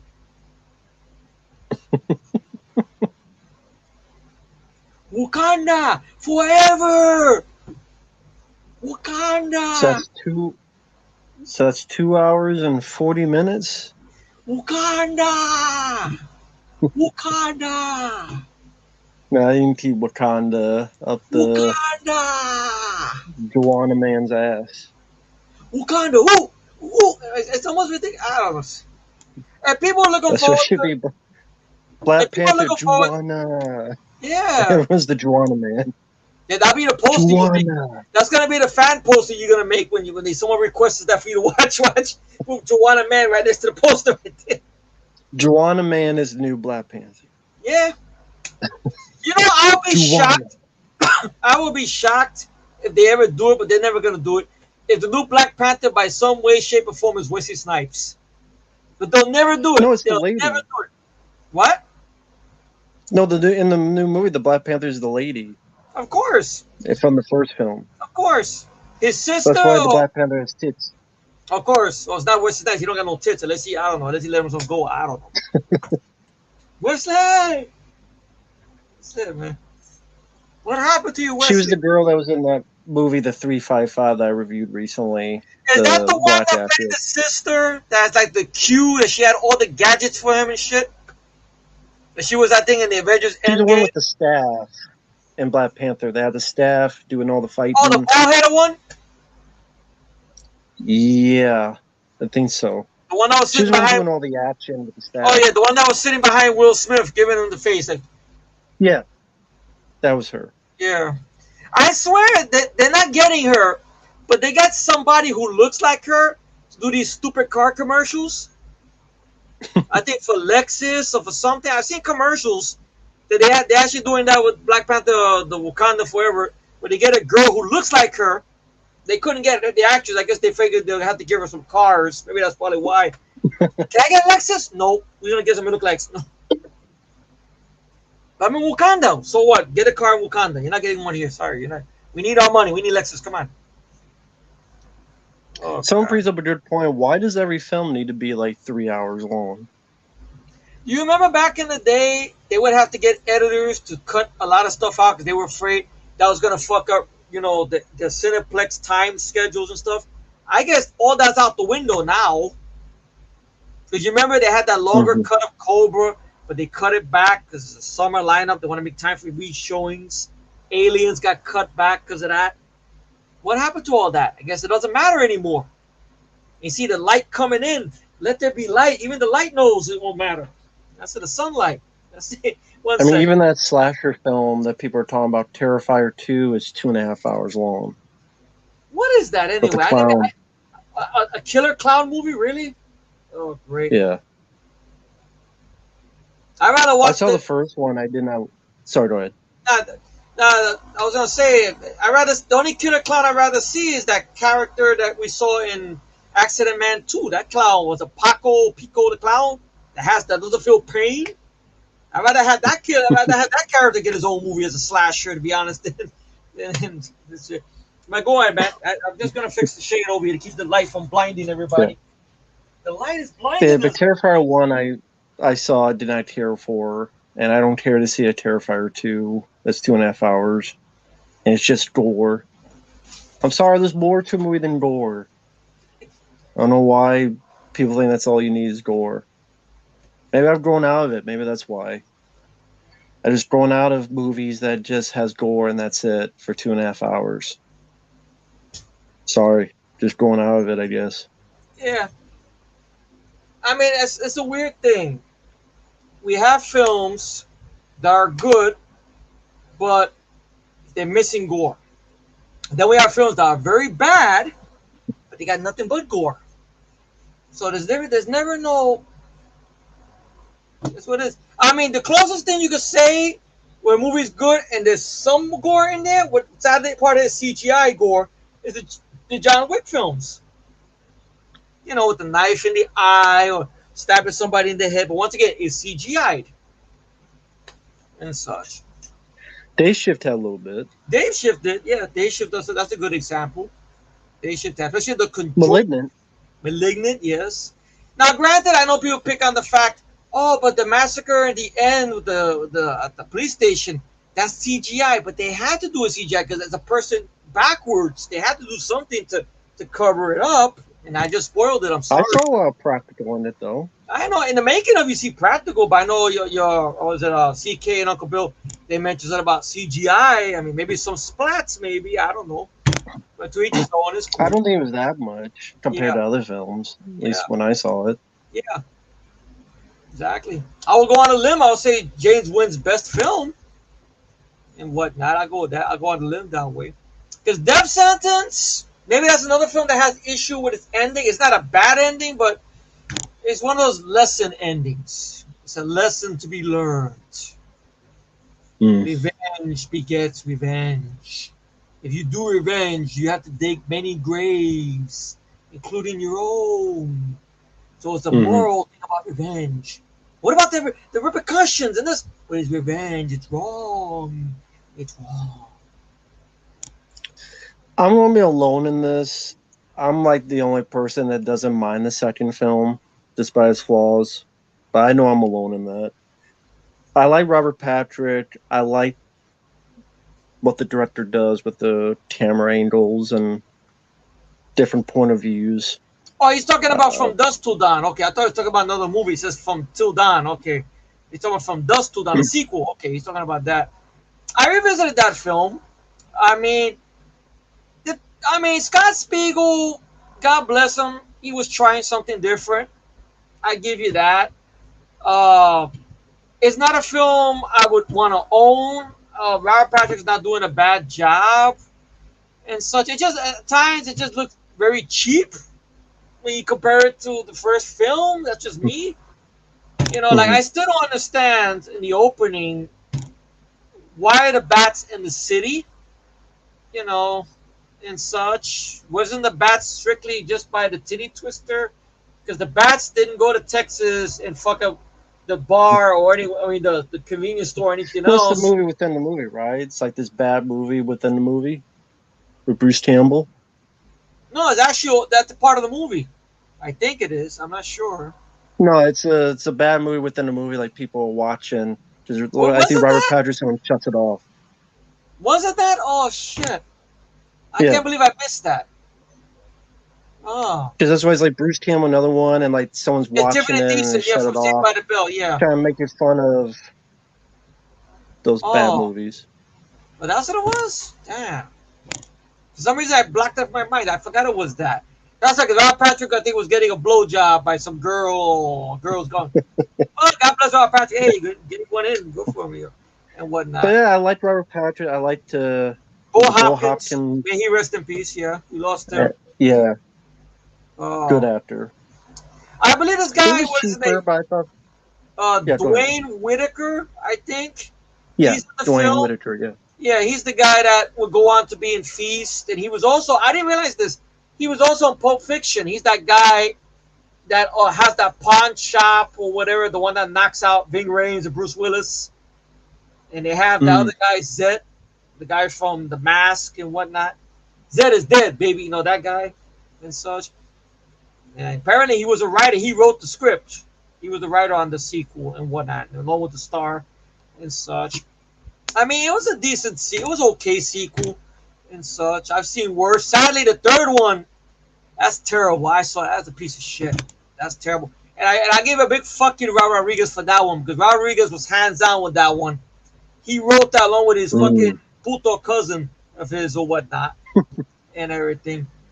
It's because they wanted to do a Western, from what I understand, and one of the Weinsteins told them, well, sorry, we need another From Dusk to Dawn.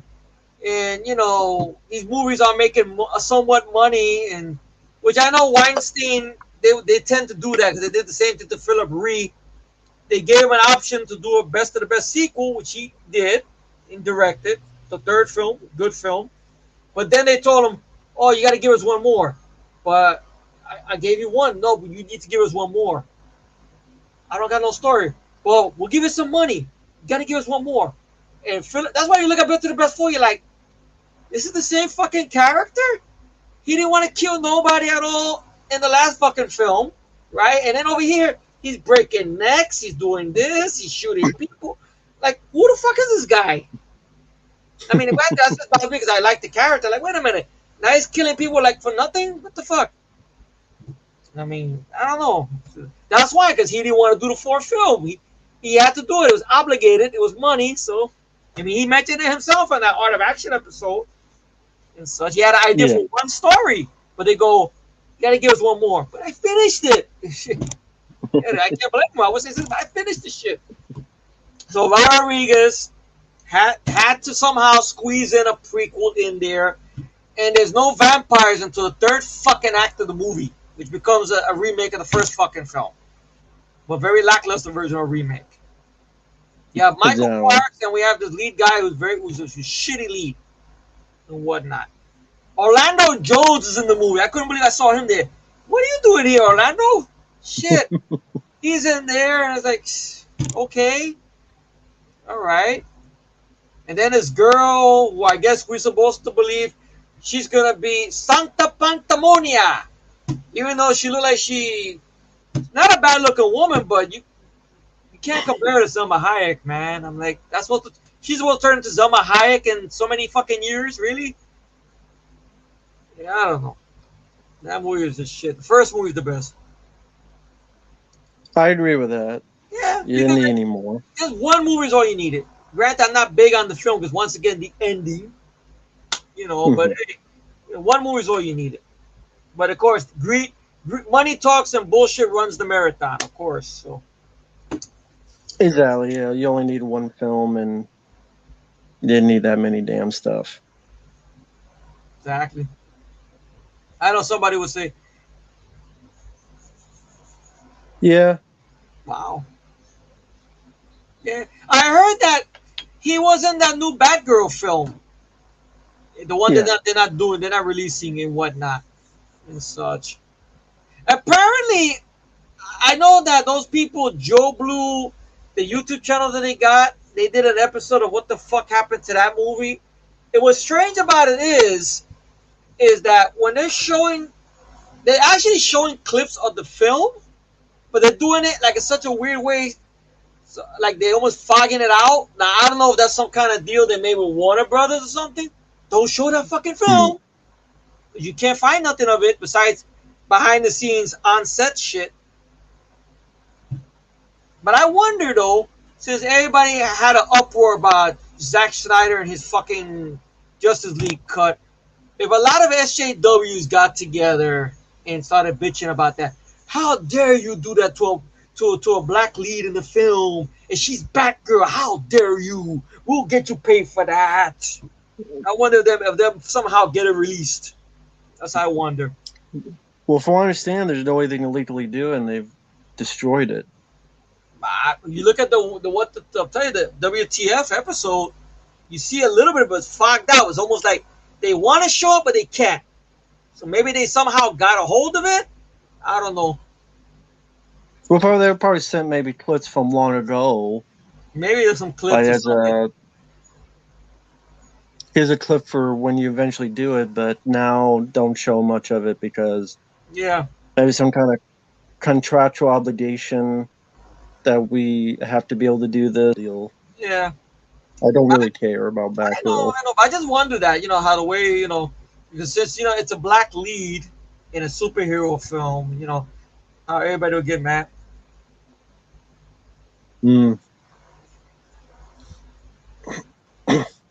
Wow, I didn't know that. My heart goes out to Brendan Fraser. Wow. He always seemed like a nice guy and such. Yeah. Yeah. I mean, I'm probably the only person, I don't know if you've seen it, this 1994 movie he did called With Honors with Joe Pesci. I always thought that was one of his best films. I've heard of it, yeah. Yeah, that's one I really always enjoyed and such. Good drama and such. Even School Ties, it was a School Ties, I think it was called. Yeah, with Matt Damon, that was a good one. I always liked him more as a serious lead, but I know he went with the money was, which means he's got to be silly. He's got to do George of the Jungle. He's got to do Mummy. He's got to do all this stuff. He's great in the Mummy, by the way. That needed only one movie. That's just me. I didn't think you need. I agree. Oh, you didn't like the sequels? I agree. Like the sequels. Oh. The sequel. The second one is mad. The third one I didn't like. Okay. All right. But I like Airheads. I like Encino Man. Airheads is good. Encino Man, I gotta revisit. And such. Yeah. He even did this independent movie called The Air I Breathe. It's sort of like an anthology. I remember not minding him there. I don't know if you ever seen that one. The Air I Breathe. That sounds familiar. Has an interesting cast. Forrest Whitaker's in it. Sarah Michelle Gellar, Neil Hirsch, and such. I haven't seen that yet. I remember not minding The Air I Breathe. So, like an anthology with stories that interconnect with each other and such. Brendan Fraser's in it and everything. I thought he did good there and such. I haven't seen this newer film supposedly he did that he's overweight character or something. Yeah, The Whale. A whale? Wow. Yeah. Maybe I'll look that one up and such. Wow. The Whale. Oh, man. Yeah. Didn't see the Brendan Fraser's The Scout. Didn't see that one. Me neither. I heard decent things about it. It's directed by the same guy who directed The Golden Child, if I'm not mistaken. Oh, Michael Ritchie? Yeah, Michael Ritchie directed it. Hmm. Albert Brooks is in it. Oh yeah, Oh, you how do know, you feel? no, what you The say? teaser finally came out for Golden Child. Oh yeah, I liked it. I That showed it yeah. to you. Oh yeah, I loved it. Yeah, I'm gonna bust somebody's ass. Where he did that. That's the way it's supposed to be. Him just being kind of just not busting somebody's behind. He says ass in the PG-13 movie and stuff. But kick somebody's ass till it bleeds. That's it. Yes, I love that movie a lot. That was a good. I never saw that before. That was nice. That person who was able to find that print of it. Because I don't even think that's on the. That's not even on the Blu-ray. That's what I'm saying. That's No, very good quality too. Wow. I think the guy said it was in front of Top Gun, like the print, like when it was in theaters. That was the preview in front of Top Gun.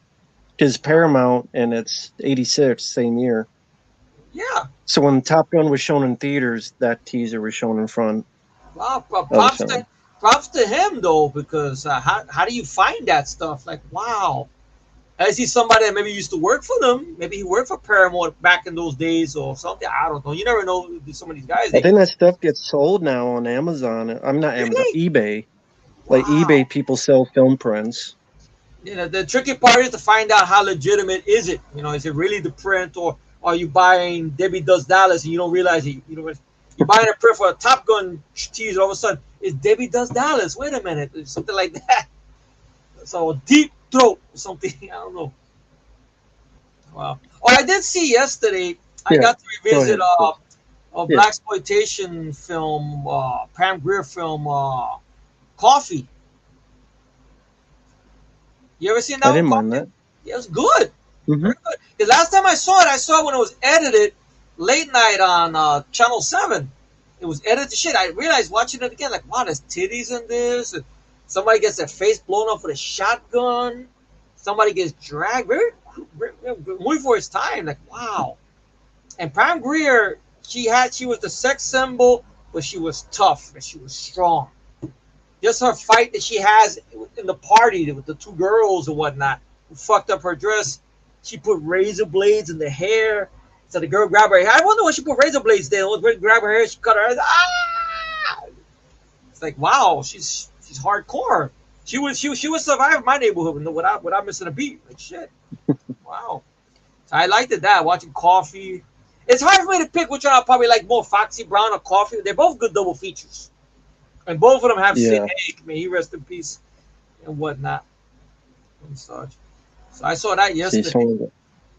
That's what you suggest. There's a film from the '80s called Ghost Town I still from need to see that. 1988. It's a pretty decent film. It's not a lot of action or stuff, but I thought very atmospheric at the beginning. I like the idea of this modern sheriff, and he has to use the weapons of that time to shoot the ghosts. Because modern weapons don't work, but the weapons of that time do work. It Interesting. came out in 1988. It's a pretty decent film, I Ghost think that Town. has the lead guy who will go on to be in the Nest, right? Okay. Hmm. I remember Same guy. the poster being in the video store of the skeleton dressed up like a cowboy with the six shooter gun belt. Or I Hmm. remember the poster and stuff. I never got around to seeing it though. I'll give it a fair watch. Other horror westerns. I know it's a very hard genre because you don't those don't get mixed up together. John Carver's Vampires in a way. Yeah, and John Kind Carpenter of a wanted to make western that to a feel. western, but once again they wanted them to do it in modern time and such. And some people might say, I know somebody who might mention Bone Tomahawk, which I don't know about to be honest. Because I heard that same director does his movies 3 hours long, and the lead character in all his movies always get fucked up or something. Hmm. Granted, I heard that Kurt Russell's demise is not shown, so it's up to your imagination if he survived or not, or if he took a few out. I don't know, and such. Yeah. Ravenous was interesting. Interesting movie You know, with Guy interesting Pearce. enough, can Cowboys and Aliens be considered horror? Because those aliens are vicious, in a sense. I don't know, maybe because if you watch the unrated cut, it's vicious, especially when they get blown up, the way they fuck up our leads, characters and whatnot. Now, I don't know. You can argue if that's even horror. I don't know. It's a very good movie. I love Cowboys and Aliens. You know, Daniel Craig. I think they will still call it sci-fi. Yeah. Sci-fi Jake action. Lonergan. He has the badass cowboy name I've ever heard in the movie. Jake Lonergan. Whatever his name is. It's like a name you would hear in the older black and white TV show westerns from the 60s. Jake Lonergan. He's in town. He's gonna kick your ass. Hey, John, how you doing? Hey, John. What's up? Jake Lonergan is coming to look for Matt and Efree and John. And wants to do a review defending Cowboys and Aliens. Oh, God. Have you visited that film? I've seen Cowboys. Yeah, I still like Cowboys and Aliens. It's cool. Still an underrated movie. Yeah, agreed. Yeah. What you were saying? Sorry, I read that before. No, I forgot. Oh, someone was asking if I've seen Devil. Yeah, it was a stupid movie in an elevator. I remember some ethnic guy, and because he's ethnic, he's like very, very superstitious.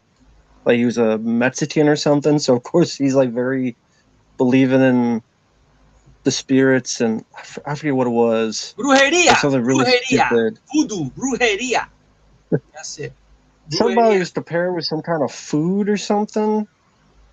I forget what it was. Well, like Shyamalan, was he talking about hot dogs or something or whatnot? No. Wasn't he talking about chorizo, right? Chorizo? Maybe chorizo? That's Spanish sausage. We don't know what chorizo is. Chorizo? God, I wish I could remember because it was so dumb. It got the Mexican security guard, and was that what it was? Jelly side down of the same. That's what it was? Jelly side down? Really? First time I even hear what the fuck that is. God. I don't know what the hell I even meant, but it's M. Night produced it. And of course. I think he wrote it. That's a bad mistake if he wrote it. Don't let that guy write anything, please. Him and Nicholas Weinstein. Don't let him write. Don't let those guys write anything, please. Makes my ass itch. Yeah. Oh God. So it was Joey. I mean, the M. Night does need to retire. That's absolutely true. That's it. He doesn't need to write anything. Don't write nothing. That's it. Makes my ass itch. When you him and Nicholas Weinstein reference, forget it. You still haven't seen what was that one? Neon Demon, right? That sounds familiar. Keanu Reeves is in a supporting role playing an asshole.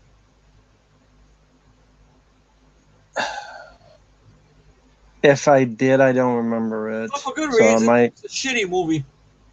Very shitty movie. Downbeat ending. One of Nicholas Weinstein referenced worst films.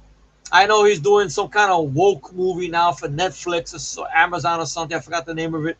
I saw trailers of that. The trailer looked to intrigue him. Then I found out it's written and directed by him. I went, nope, forget about it. Fuck him. That's it. I'm not fucking with that guy. Is that the one with Batista? He did a film with Batista, really? Maybe it might have been. I don't know. There's something called Knock at the Cabin or something, and Batista's in it. He's doing. That's what he's doing. Called... Oh no! Yeah. I didn't know he was writing and directing that. You saw the. I saw the trailer. I was like, Batista something interesting, but I didn't know because Weinstein reference did that. Fuck it now. No, M. Night. Oh, M. Night? Oh, I thought it was talking about niggas Weinstein reference. Oh. No, M. Night. Well, fuck him too and his holes. Fuck that guy. M. Night needs to do some daylight stuff. Do stuff in the daylight. Leave the night alone. The night's gonna keep hitting him. That's it.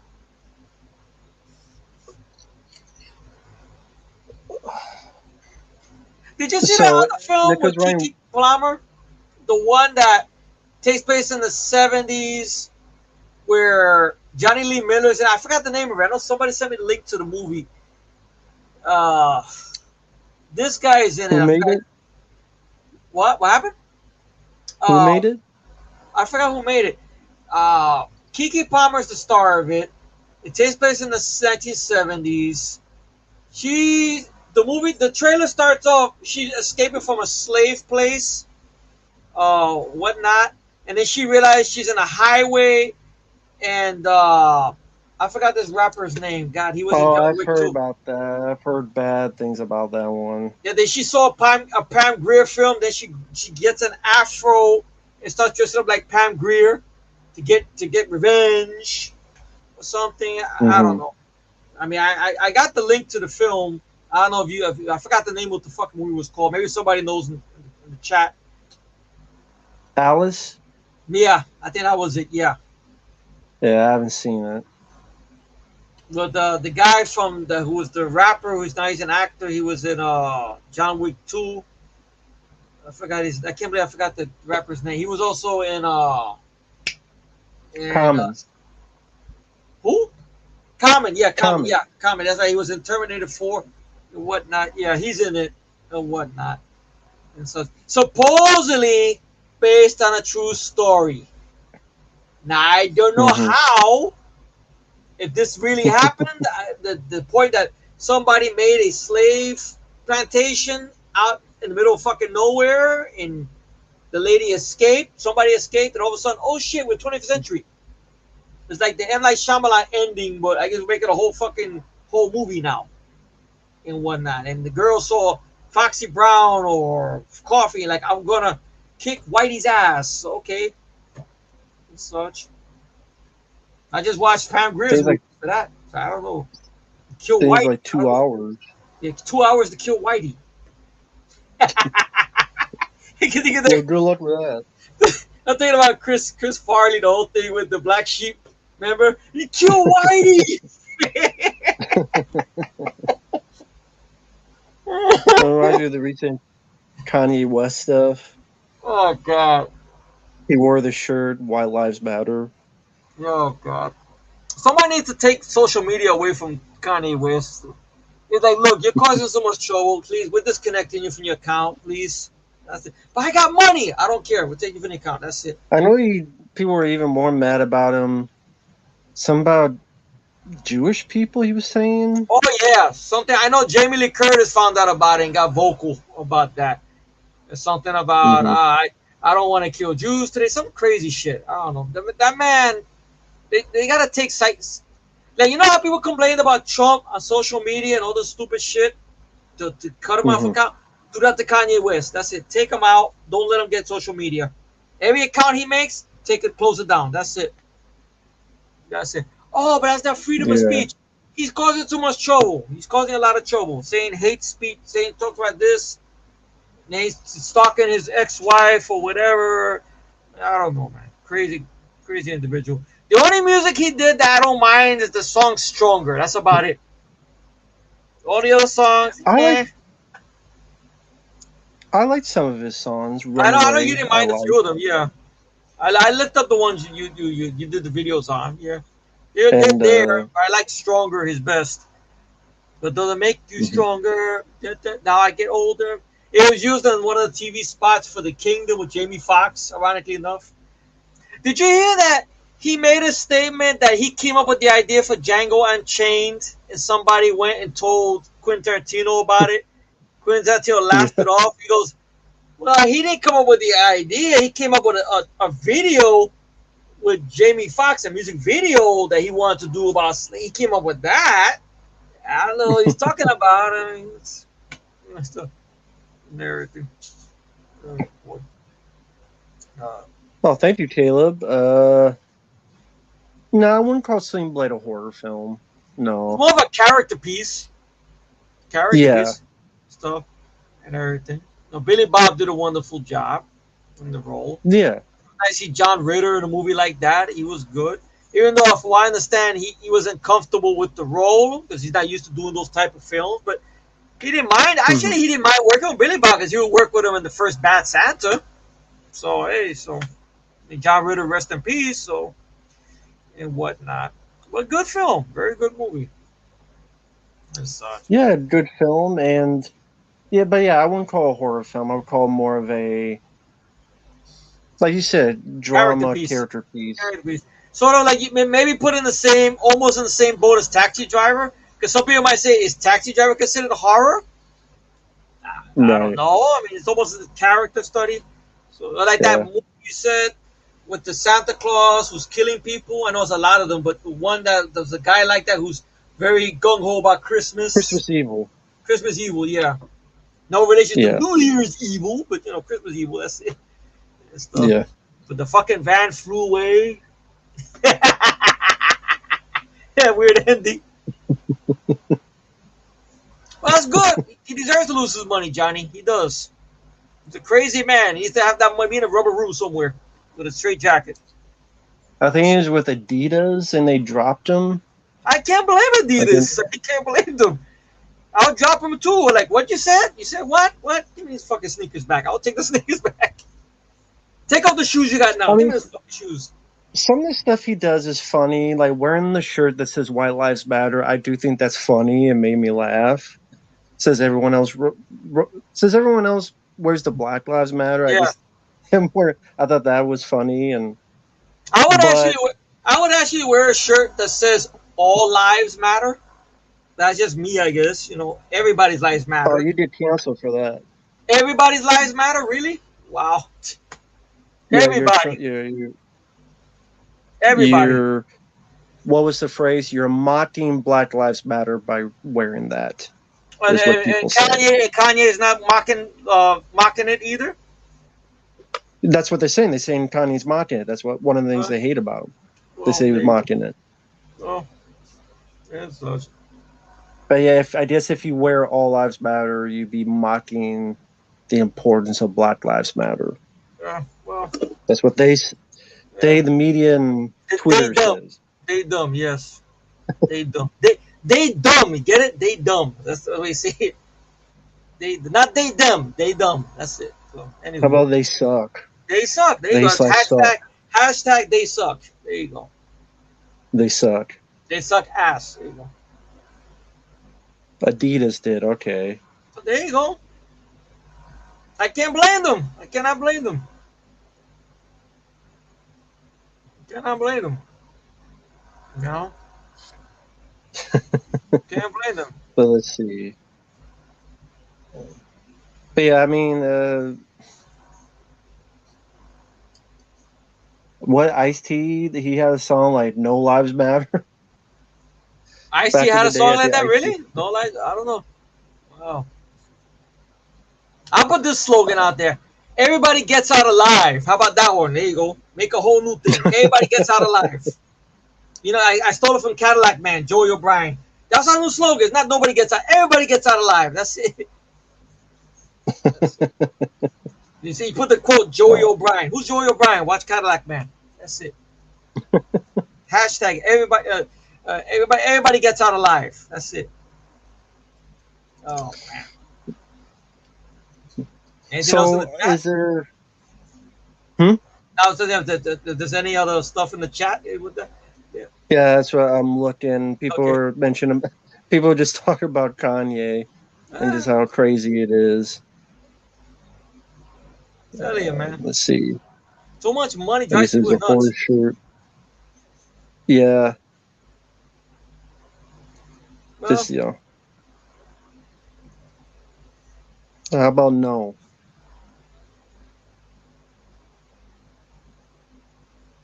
And the Candy Man, it did suck. Yeah. Exactly. I mean, that movie worked for its time period. Leave Wes Craven's films alone, to be honest. I mean, I love the 1991. People on the Stairs, yeah. I love it. Great film, great character, and such. I mean, I don't know what else could you do with that story. The problem is, every time they do a horror movie now, the majority of them, not all, the majority of them have shitty downbeat endings. Or unlikable characters. God forbid. That's why I love Malignant, because we have likable characters. That's why I love the Black Phone. We have likable characters. That's like someone telling you black silk underwear, and you're looking like, huh? Likable characters in a horror movie? I don't get it. Why? They're gonna die. If they die, I'll feel bad. That's it. It's just bullshit. There's likable characters here. In this movie, there's likable characters here. I'm saying. There's likable characters Leviathan. They, we're alone. That's all. Is a question to anyone in the chat? Is there any movies you guys don't pick up on Blu-ray or anything? Coming the weeks or months. Picked up this, which is a fun movie. Always enjoyed American movie. Is that the one you did a review of? I think you reviewed that, didn't you? Yeah, about these two guys trying to make a movie in Milwaukee, and just got a Blu-ray. And sadly, this guy passed away this Oh, year. that's too It's too bad. bad. But Wow. Heart goes out to his fun family. film. Wow. Yeah. Wow. And then I know that they found over an hour deleted footage from Plane, Trains, and Automobiles, and that's going to be in a new release. Oh, they did find it? Okay. I know there was talks about it for a while and such. They did. I know there was that one I showed you that was on YouTube.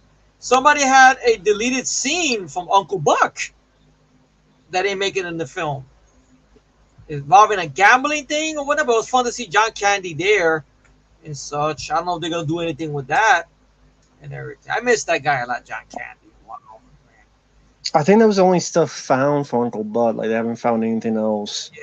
But like Planes, Trains, and Automobiles, apparently they found over an hour of deleted footage. So, Yeah. which is cool.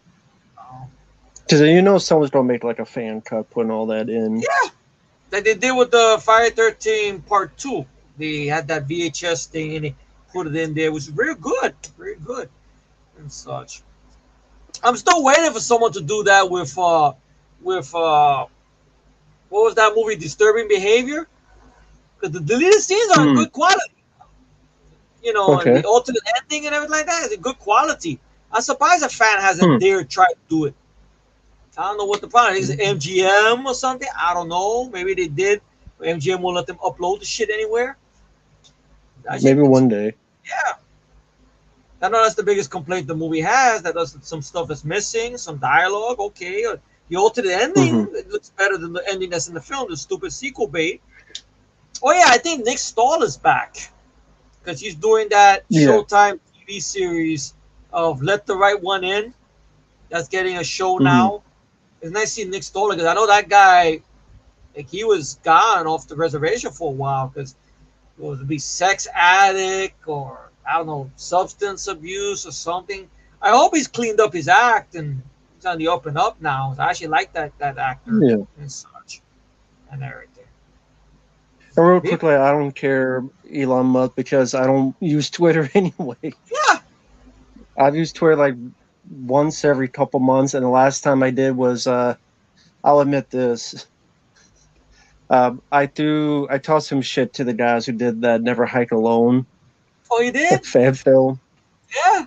Because someone showed me the other day, I'll tell this story. Oh, please. That they were complaining to, was a Paramount, like there's this Jason Voorhees comic book that didn't get released, and they're like, oh, you should release this officially, and in fact, you should let us make the movies of Friday the 13th, and it's about the fans and the fan community.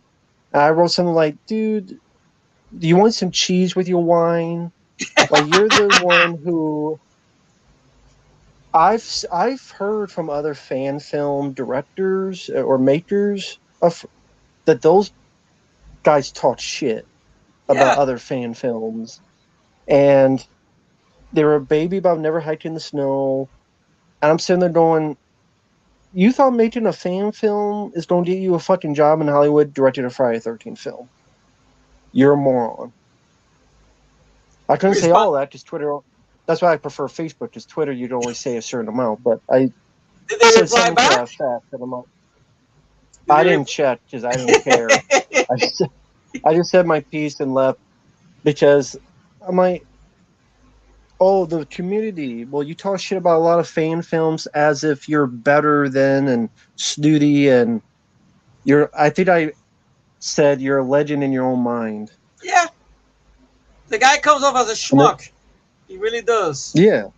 I mean, he did Never Hike Alone. Okay. You do the sequel. I liked it. Yeah, it was good. I liked it as well. I got the Blu-ray, I think, thanks to you and whatnot, right? Very good. Very good.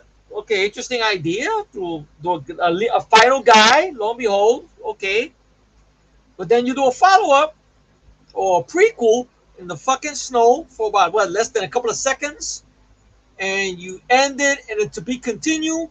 And the excuse he gives is, I have no money. I have no money. I don't want to ask for money. Then you made a very valid point. If you mention Friday the 13th, you mentioned Jason. Everybody's got a Woody for Jason because we cannot see one, even though the lawsuit finished, but they don't know what they want to do. And if they do it, they'll probably fuck it up. Let's be honest. Even though it's very simple, but they'll complicate it like they do everything else. It'll be Jason molested as a child or Jason in love with some girl. They'll complicate it. They'll fuck it up. The money stuff is bullshit because they did a Kickstarter for their third one and they got more money to do more stuff and more kills. I'm like, wow. So the thing I suggested that you have pissed off and never hiked in the snow review and you have butthurt, you're doing now for your third fucking film. Yeah. You're welcome, bitch. Exactly. Oh yeah. You really gotta check out, because I saw this piece of shit, and this shit was on cable, so it doesn't even qualify really as a fan film because it's on cable. 13 Fanboy. I've heard about it, yeah. He came out as a producer for that shit and whatnot, and he's your main killer in the fucking film. I don't give a fuck about it because the guy's an asshole and whatnot. And I saw that piece of shit, and I was like, they fucked it up. You bring back all these people from the goddamn films, Kane Hodder, C.J. Graham, and whatnot. All these people in there for nothing. To give it to this fucking toothpick of a girl. Between her and this girl from Prey, they could put their legs together and make a fire. And you expect me to believe that this girl's a stunt woman who's MMA, savvy, and all this shit? Her biggest move is jumping on somebody's back and doing this. That's her biggest move. But she couldn't even do that to the killer in this film. That's a big MMA move, I guess. Yeah, that's her move. A toothpick. I mean, come on. You don't want to... Come on. Like this? Going up against Jason?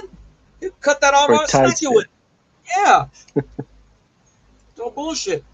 D. Wallace is in it. You get mad if you see what they did to Kane Hodder, Matt. You get pissed what they did to Kane Hodder in that film. Oh my god. That's one I please urge someone to do a request for, because it's not a fan film because it was on cable. So there's some money in there. It's not a fan film. Deborah Voorhees directed it. She came up with half of the story, and then some other motherfucker came up with the other half. So I don't know if the other motherfucker fucked everything up, or she fucked it up. I don't know. I will say on a side note, I will still do her though, because she's hot. I think, my God, she still got him. Yes, I don't give a fuck if she got white hair. I don't give a fuck. She got the titties. That's all that matters. That's it. But the rest of the movie is shit. The fucking lead girl's fucking brain is up in her culo. Fuck that. Someone's asking, can you floss with that girl? Probably. Can you floss between her and the lead girl from Prey, both of them. You go do a butt floss of both of them, to be honest. Forget about it. Julie Arens is in the fucking film too, and Corey Feldman trying to be really creepy and over the top. And I guess I don't know who he's based the performance of. It's Danny Steinman or what? That's Corey Feldman. He's in the fucking movie. That's what I'm saying. Please, somebody request that. Corey Feldman needs to rip it apart because that fucking guy produced that film and he's in the fucking film. You see, piece of shit, that guy. Oh, God. Corey Feldman's a loser. He is. Oh, God. Let me answer this real quick. Sure. Thank you, Clark. Movie been started relying on CGI in the 2000 or 2010s. It was starting in the late 90s when it was getting into films like Mortal Kombat and some other films. As for relying on it, yes, that was around the time they were started relying on it because laziness. Yeah, and you're getting the Star Wars prequels, which were more and more into CG, the Matrix films, Lord of the Rings, these big franchises, Spider-Man in 2002, these bigger movies, bigger budgets, bigger franchises, more and more CGI was coming even more and more apparent, and a lot less practical was being utilized. Matte paintings went bye-bye, stop motion went bye-bye. Plus, also all the B movies became CGI heavy too, thanks to SYFY and whatnot. Is there any video anywhere, if anybody could mention in the chat, that somebody did anything regarding the rise and fall of the Sci-Fi Channel? I would love to hear a backstory on that. What the fuck happened? Who was the asshole who sold it or made the dumb decision to fuck up the Sci-Fi Channel and came up with that stupid wording SYFY? What happened? Yeah, I haven't heard anything about They it. should. Somebody should do that. Somebody, I don't know where you could get info on it, but that'd be a good question. What happened? All these videos they do, like, what the fuck happened to this? I want someone to do one like that. Sci-Fi Channel, what the fuck happened to it? I would love to see it. What happened? Did Asylum buy stock into Sci-Fi Channel? That's what happened? And they said, we're going to throw all our movies in there? It's mostly Asylum. Let's just call it channel. Asylum. Let's just call it that. It's mostly Asylum. That's it. That's majority of the films. All the Sharknadoes and shit. That's it. Asylum, the movie. That's it. Yeah, I mean, I can't remember the last time I watched Sci-Fi Channel, to be Maybe perfectly the early honest. 2000s. That's about it. Early 2000s. Pretty much. Yeah. Because when I first got it, I got it back in 1995 when they added it to our cable, I remember. And I remember watching older shows like The Incredible Hulk. Oh, wait, what we got here?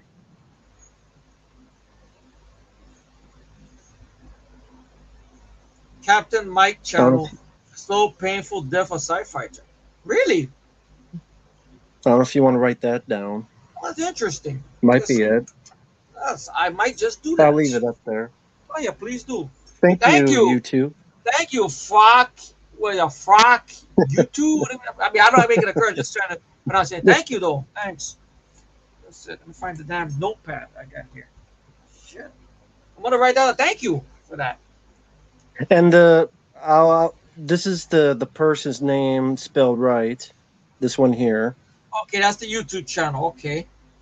And then I'll put up the Captain Midnight. Okay, Captain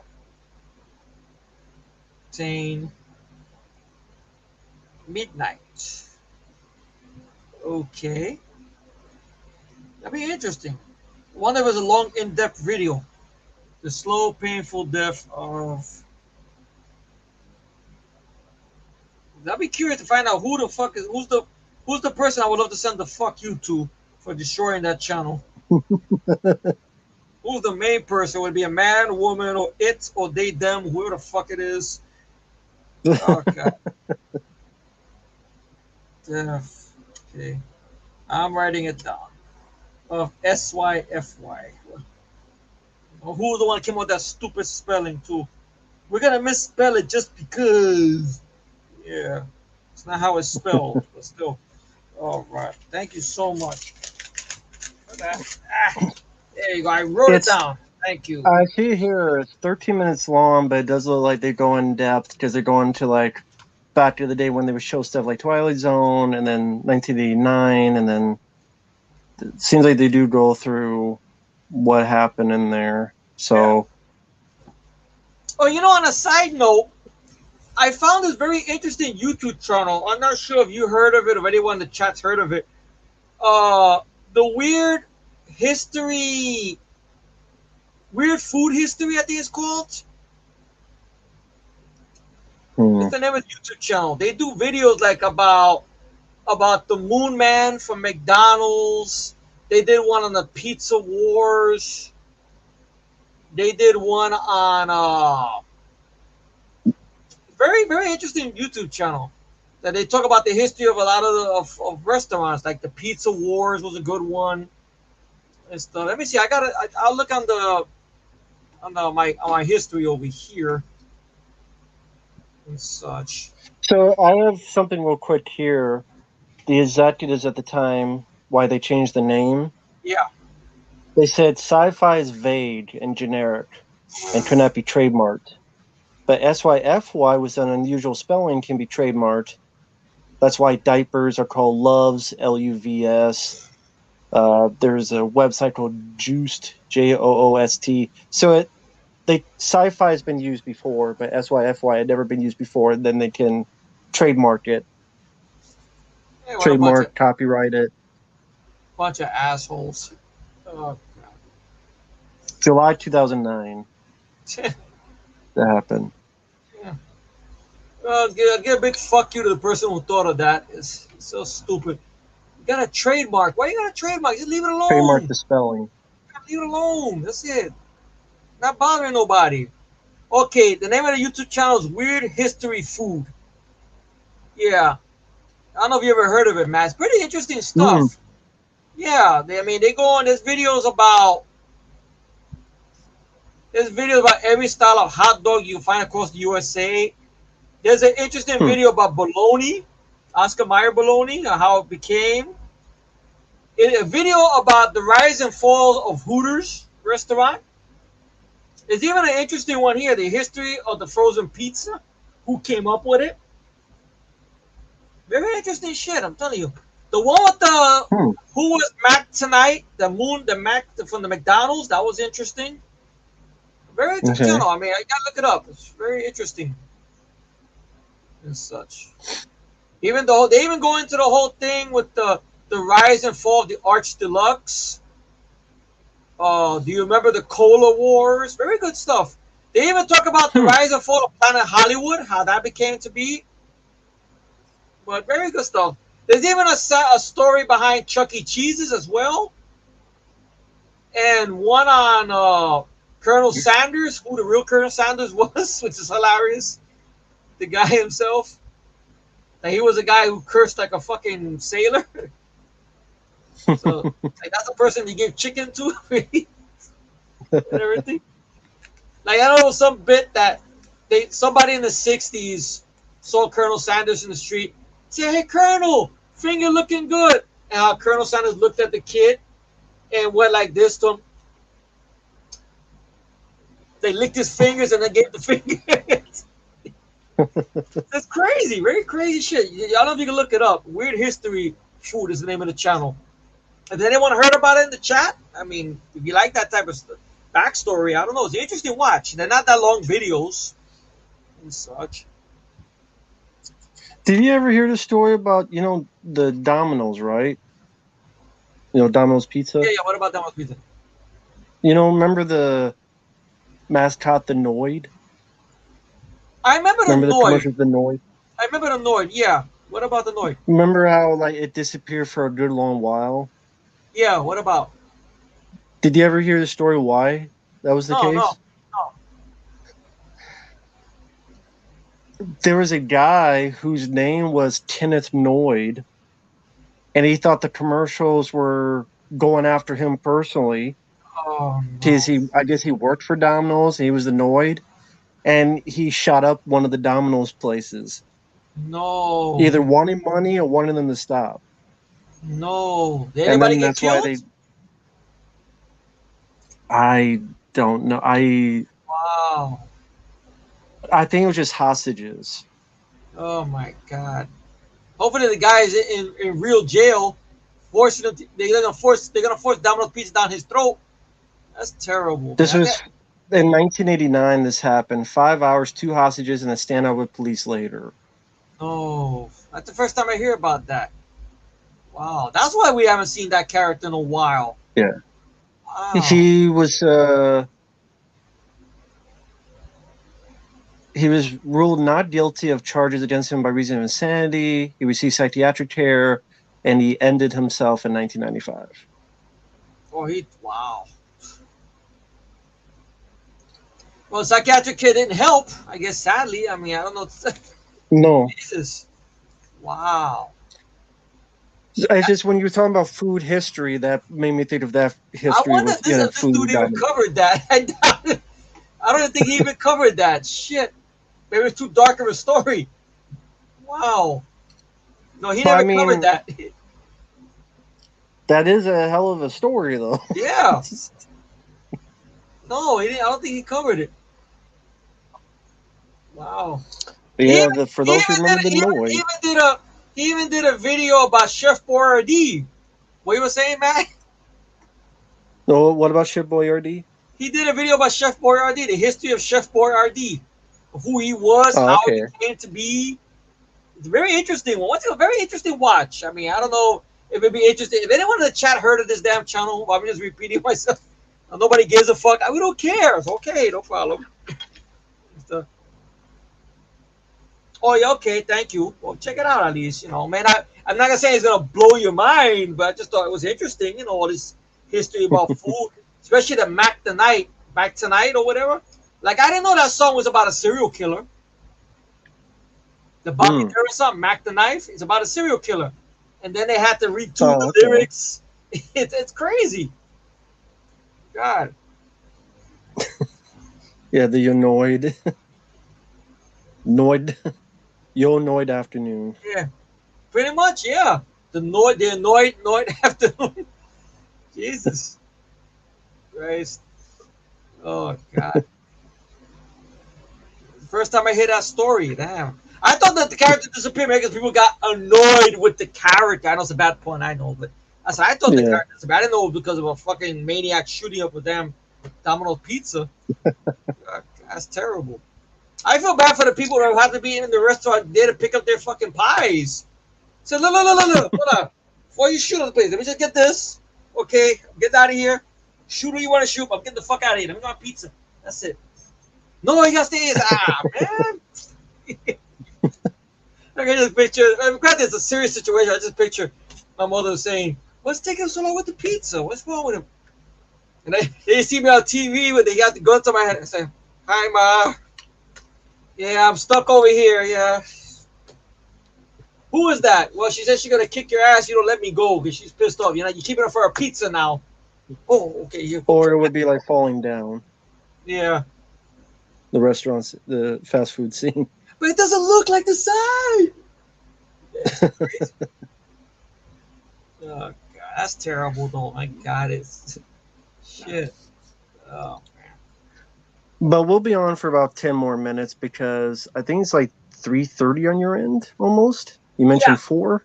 Yeah, 3:30. So 10 more minutes would be good. All right. No problem. Went by fast, been a lot of fun.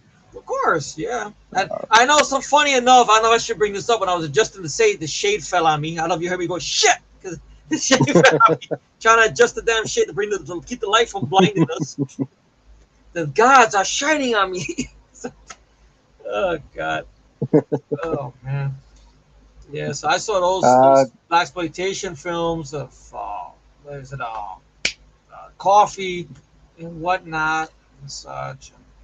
And I'll put this out there in the chat. What are you guys' favorite or least favorite blaxploitation films? Go. Okay. And there'll be a delay, so it'll be for a minute. So as we're waiting for that, want to mention that's nice. That you didn't have to subscribe, but that's cool you did. That's cool stuff. You know, hopefully you like the videos. One favorite movie of the 80s. Wow, that's number so 1. many good ones. Damn. Shit. I'll go with Aliens. I'll stay with the James Cameron tradition. I go with the Terminator. I love Aliens, but I go with the Terminator. That's the first R-rated film. But if I have to pick 2 in there, okay. Haven't seen blaxploitations. Okay, no problem. Yeah, but that doesn't take place in the 70s, though. So you got the right idea, but it's in the 70s. Anybody that old in the chats? I mean, not saying you guys. Truck Turner, that's a good one. And I introduced to that thanks to Matt. I got the Blu-ray from overseas. That's a good one. Isaac Hayes stole the show with that. Truck Turner. Yeah, I really enjoyed that. Yeah. I would say Black Belt Jones was a lot of fun. I'm still waiting for you to see that one. Jim Kelly. That was a good one. Shaft's Big Score, I enjoy. I asked about this. You didn't really do $10,000, did you? You didn't really bet $10,000, Psycho Hobo, did you? On the baseball game, World Series. Guys, is it called for a movie, or the guy really did bet money? I don't get this one. No, he's saying he bet $10,000 because the World Series is coming up, and they lost Game 1. That's what I'm saying. Well, I hope it wasn't a loan shark that owns a machete. Because if there's a loan shark, you worried that bookie is gonna want his money or he's gonna take your legs. So, all good. Hey, No, you're not kidding, or no, you're serious, well, or know about the explain loan a shark with bit. the machete. That's all. Yeah. He's gonna cut off your Is, Achilles tendons. yes, does the loan shark have a machete, and will he come for your legs? Yeah, they either take legs, or the bookie or Or whatever. between the legs? Yeah, well, that's worse. It's like Orlando Jones from Evolution. Take the legs. Oh, okay. Okay, there you go. That makes sense. Yeah. There are people that do that, though. I mean, Yeah, they that's do why I it. always have. I've heard crazier things. Yeah, exactly. Taking legs, taking You, fingers, taking arms. Especially if without you naming welching names, on a have you? bet. If you welch on a bet in a bad neighborhood, at a pool, Without at a pool, at a pool hall. I know George Carlin made a funny joke like that. Pool is an injury-related sport. If you welch on a bet in a bad neighborhood, you see somebody coming out of the pool hall with a cue stick up their ass. I forgot which HBO special he said that in. He was talking about injury-related sports, or what that. He says pools are related wi- injury sport. If you welch on a bet in a bad neighborhood with a pool cue coming out of without your ass. naming names, have you ever known anyone that bet that much money and lost?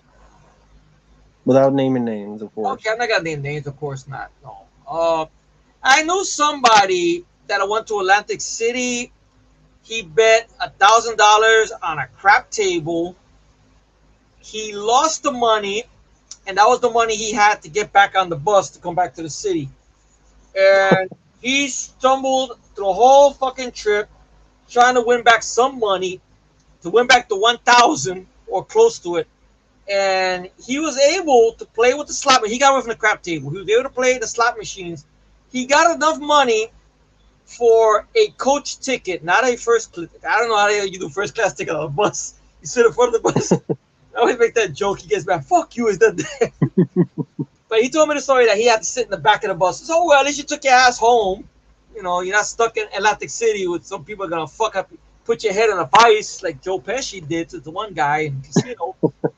Shit, put your balls in a vice and shit. But that's the only story I could think of. That one person that did that. He lost $1,000 on the table. He was able to get back some money through the slots. But I don't know how many fucking times he had to go through the slots. That was it.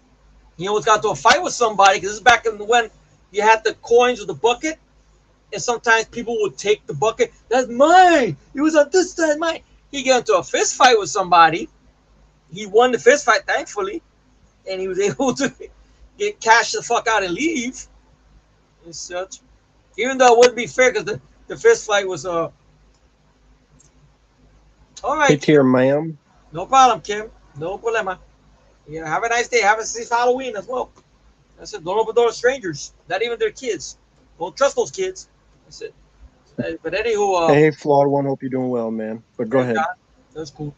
Yeah, man. So that's the only thing I can think of that, the money he made it back home and such. That's it. I mean, every once in a while I'll play a lotto ticket. That's about it. I mean, I pay Hmm. $2 here, quick pick and such and everything This will like be the that. last thing we'll talk about. Okay. Did you hear about the Ivan Reitman thing? There was an incident with Anna Anna Faris. Faris. Oh, what happened? Was Anna Ivan Faris right? said she says that he slapped her ass on the set of My Super Ex Girlfriend, Okay. and that he was a tyrant. Okay. Which is funny because no one has ever said anything about that Ivan Reitman, And she and it brings makes me this up. wonder. And she brings this up Yeah. when now? After how many fucking Now, years? After he's passed funny away? enough, right after the Bill Murray stuff. Oh, the Bill Murray stuff about the whole thing with him do what he did to Seth Green. No, there was a film he was doing, and apparently he did something inappropriate with a lady co-star, and I don't know if he got fired or what the hell the deal was. Yeah. Uh, but it's like after that, then this lady said something about Ivan Reitman, which I think it's kind of weird timing. Yeah, the man passed away. What good's it gonna do, Anna? I mean, Anna, why now after all these years, just to be hip, to mention it now and such? Man, I Yeah. know what was it? There was this whole thing that I guess Jason Reitman made a statement that he had daddy issues with Ivan Reitman. That's maybe that's the reason he fucked up Ghostbusters to pay his dad back. Take that. I don't know. He had daddy issues. I don't know. Is that why Anna Faris is finally saying it so she can get a job in a Jason Reitman movie? Or whatnot? I don't I know. know Gina Davis. She mentioned she had a difficult time working with Bill Murray. Yeah, I mean, I sent you that video. Yeah, and she Yeah. mentioned something about because something about Bill Murray doesn't like. This sounds very stupid. He doesn't like actors. I'm like, you're in the wrong Hmm. business, Bill Murray. Really? You don't like actors? Oh, because she got the Oscar at the time, I think. So that was her big follow up. So Bill Murray's being a dick to people who got Oscars, hence why he was a dick to Richard Dreyfuss. I don't know. I mean, I'm surprised they haven't canceled Bill Murray. I mean, I know they canceled Chevy Chase, but wow. Shit. Well, people got pissed because Bill Murray was showing that new Ant-Man movie trailer, and then people on Twitter were pissed. Why you got Bill Murray in this? Oh, he's in that? Really? Yeah, Ant-Man 3. Well, I wonder how Disney's going to weather that storm now. I could believe Bill Murray being a dick because he's always been a dick. I don't buy the Ivan Reitman story. I'm sorry. What has Anna Faris done since she did like a TV show that I She can't had think that of the name of Overboard it? remake. She was in that Overboard remake. Remember they switched that the girl is the working class person and the guy is the rich dick. Remember they did a switch. Remember that remake that no one remembers? No, I don't. I've now remember, but Yeah, but they did a switch, of course, because of the SJW bullshit. The woman is the working class person. yeah, she had a TV show mom that who cares? Yeah, I didn't even know it wasn't. She And had a TV show. Like, I remember she was in Overboard. She had that fucking remake that no one barely fucking remembers, besides me bringing it up right now. That's about it. That's it. I really wish somebody would do a Blu-ray of Overboard. I want a commentary with Kurt Russell and Goldie Hawn because I know they had a good time making the film, and I know there's that funny story going around. I think Goldie Hawn started it, or maybe Kurt Russell started it. The interviews that every time the movie's on, they both get horny. They have to fuck. Hey, it is what it is. I'm just saying it'd be hilarious if this starts happening in the middle of the commentary. Kurt, what are you doing down there? Oh, you're doing that, Kurt. Ooh, wait a minute. well, Overboard is out on Blu-ray, but I don't think there's anything on it. Yeah, which is too bad because they both hold the film in high regard. I mean, the movie that actually ignites their fire. I mean, I don't know. And such. Captain Ron deserves it as well. I love Captain Ron. Pirates! Pirates where? What pirates? Pirates of the Caribbean! Been to Disney World one too many times? How we Captain Ron? I don't know. I love Captain Ron. Oh, God. That's one of those movies that people who don't even follow Kurt Russell, I could tell them about that film, they just start laughing. It's hilarious. My cousin, she probably doesn't know who Kurt Russell is.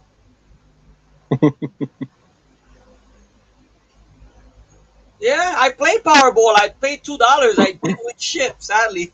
But thank you, Vicente. I appreciate it. Yeah. Powerball's a lot of money, man.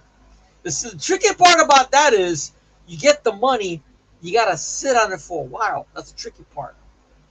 If you can't put it out there that you got the money, you might as well have a bunch of fucking laser sightings all over you. Because if you're not killed, you'll be canceled or sued from people that you never even met before. It sounds like a good plot to a movie, really. Somebody wins the money and all of a sudden everybody gets after them. It's like a fucking surviving the game for real. Instead, it won't be the jungle, it'll be the city. That's it. Or the forest to be the city. That'll be the remake. Matt and me hit the lotto. We gotta survive the city. Survive someone, get the fuck out. Matt's got to get out of the sticks. That's it. That's something. I wish we could do that multiverse thing that these talk show guys did. What was it? Jimmy Kimmel and Jimmy Fallon. They switched. They went to each other's shows. And we could do something like that. And whatnot. And such. Like all of a sudden you see Matt sitting here with the chair and with the stuff hanged up. He goes, well, hi, I'm reporting from New York from Efree's room. And then I'm over there, fucking Cobra poster. So this is Matt's room? Like, okay. Wow, he's got more movies than me. Shit. Oh, yeah, side note, I always want to ask you. Do you still got that Ninja Turtles poster? Yes, it's over okay, there. Okay, that's good. That's cool. I always wondered that. That's why we still got it. That didn't get fucked up in the move or whatnot, you know. I know you said a lot of shit got fucked up in the move. I thought maybe I was like, oh, no. Thankfully, that didn't. That did not. Wow. We gotta do a watch party one day of moving. Fire movies. I know that'd be hilarious. Hey Matt, did that happen to you? Did you go to a place you thought had a pool and there's no pool? There's no stairs. They took the steps. Everything. So the whole thing with the fucking car. In the car with the car. Everything. She better be a good driver. What you were saying, Matt? Sorry. No, I said that'll be it for today. Again, 2.5 hours. It's getting to be about, I think, almost 4 year end. Yeah, pretty much. I probably gotta go and order some Chinese food and whatnot for dinner, and such. And thanks for coming by. It was a lot of fun. Thanks for having me over. I figured why not? It's a Halloween weekend technically, so why not come over there, show off my shirt and such. Hang out with my brother from another mother, and then plus, you know, I see all you people, nice people on here who come to see us and whatnot and such and everything. It's a lot of fun and everything. We gotta do it. I want to do a commentary with you one day, Matt. If we could find a way to do it, I miss talking with you watching a movie. You know, we gotta do something like that. I don't know how. I don't know. It'd be a bad movie or a good movie. I don't know, but I don't want it to be no Serbian film or no Maniac. No, none of those. I draw the line with that. No. That's it. No. But the commentary be like this. Okay, what happened next? What's this? That's the scene that cost me that. No. That's it. That's it. Oh God. All right, bro. So I guess I say paso buen noches, buen días, and y'all take it easy and have a happy and safe Halloween and check your candies and whatnot and such and avoid Halloween ends by all means necessary if you could. That's it. Unless you want to see the what's his name, the Corey Cunningham story. That's your business, yeah. And whatnot and everything. And revisit the classics like this or many other films like Poltergeist that has an anniversary this year. Many other people enjoy you, man. I know Giant Jerry enjoys you. All right. I know Dishonestly enjoy you. Yeah. People enjoy you, man. Oh, thank you. I'm glad you guys enjoy me and whatnot. It's more fun doing it like this, though. It's like coming over to somebody's house, you know what I mean? Because if I do it like in my own channel, it's like I gotta build, like building a house. I gotta put it like this. I gotta put it like that. It's always fun being a guest, you know, and such like that. It's like I'm the passenger. He's the driver. That's it. You know, he's driving me here, driving me there. You know? And you guys are driving the whole thing too, so it works better that way and such, you know, and everything. But I know we gotta do that. Hashtag bring Efree over for a commentary. Do that. Start that thing going on. Bring Efree over for a commentary, Matt, please. Yeah, we just gotta think of a movie. Think of a movie. Maybe a new movie. Maybe a bad movie. Maybe a new movie, hopefully. But no, I draw the line with Maniac. No, not that. Not even if it's $3 million being sent. No, not that. That's it. If it's the remake, yes. Well, I don't know. I mean, you already saw Prey, so you can't do that one. Yeah, I can't do Prey. Sadly, I did not see Halloween Ends. I can't put you through that, though. I can't do that to you. I can't do it. Oh, God. Shit. I don't know. Maybe we'll do one of the bad Texas Chainsaw Massacre movies or something. I don't know. Something like that. I don't know. We got to find Chainsaw Massacre 2022. Well, if you can find the link... I don't know. You find the link. We'll set up a day and time. If everybody wants to see me rip that apart, let's just rip it apart and shit and everything. Yeah, so we do that. I can always ask Mike OCP to do a link and send it to you and Chainsaw 2022. Yeah. I think you sent it to me one time. I deleted it and obliterated it from the computer before I make the computer explode. But I'll take another link, sure. No problem. So we'll do it together. We'll see how that goes. See how that goes. That's all. Yeah, I'm sure everybody would love it. Hopefully, we'll want to do the live stream and everybody could chime in if they want to be exposed to the film again. But this time, me shitting on it apart. Fucking 20 minutes on a Confederate flag, really? Bullshit. It's a short film. You remember me?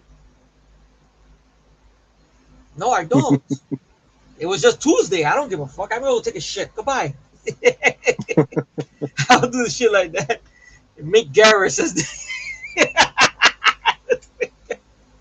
But anyway, I guess I'll let you go there. But if you guys want to see that, let Matt know. We'll make it happen. That's it. You know, Matt is not tied up. That is. I know he's a very busy man. He's got a lot going on. By the way, I want to see if I could drop you some stuff sometime. If you're that tied up, that is, you let me know. Because I got some good topic Yeah, ideas. it should be fine. All right, but you be fine or not yet? Yeah, it'd be fine. It'll be fine? Okay, cool, no problem. All right, guys, so I guess bid the final farewell. Have a good night. Be safe on Halloween. I'll probably be back again October 31st and talk about Leviathan. But if something goes up and nothing happens, have a safe Halloween. Be careful out there, and we will see you guys later. Bye-bye. Bye.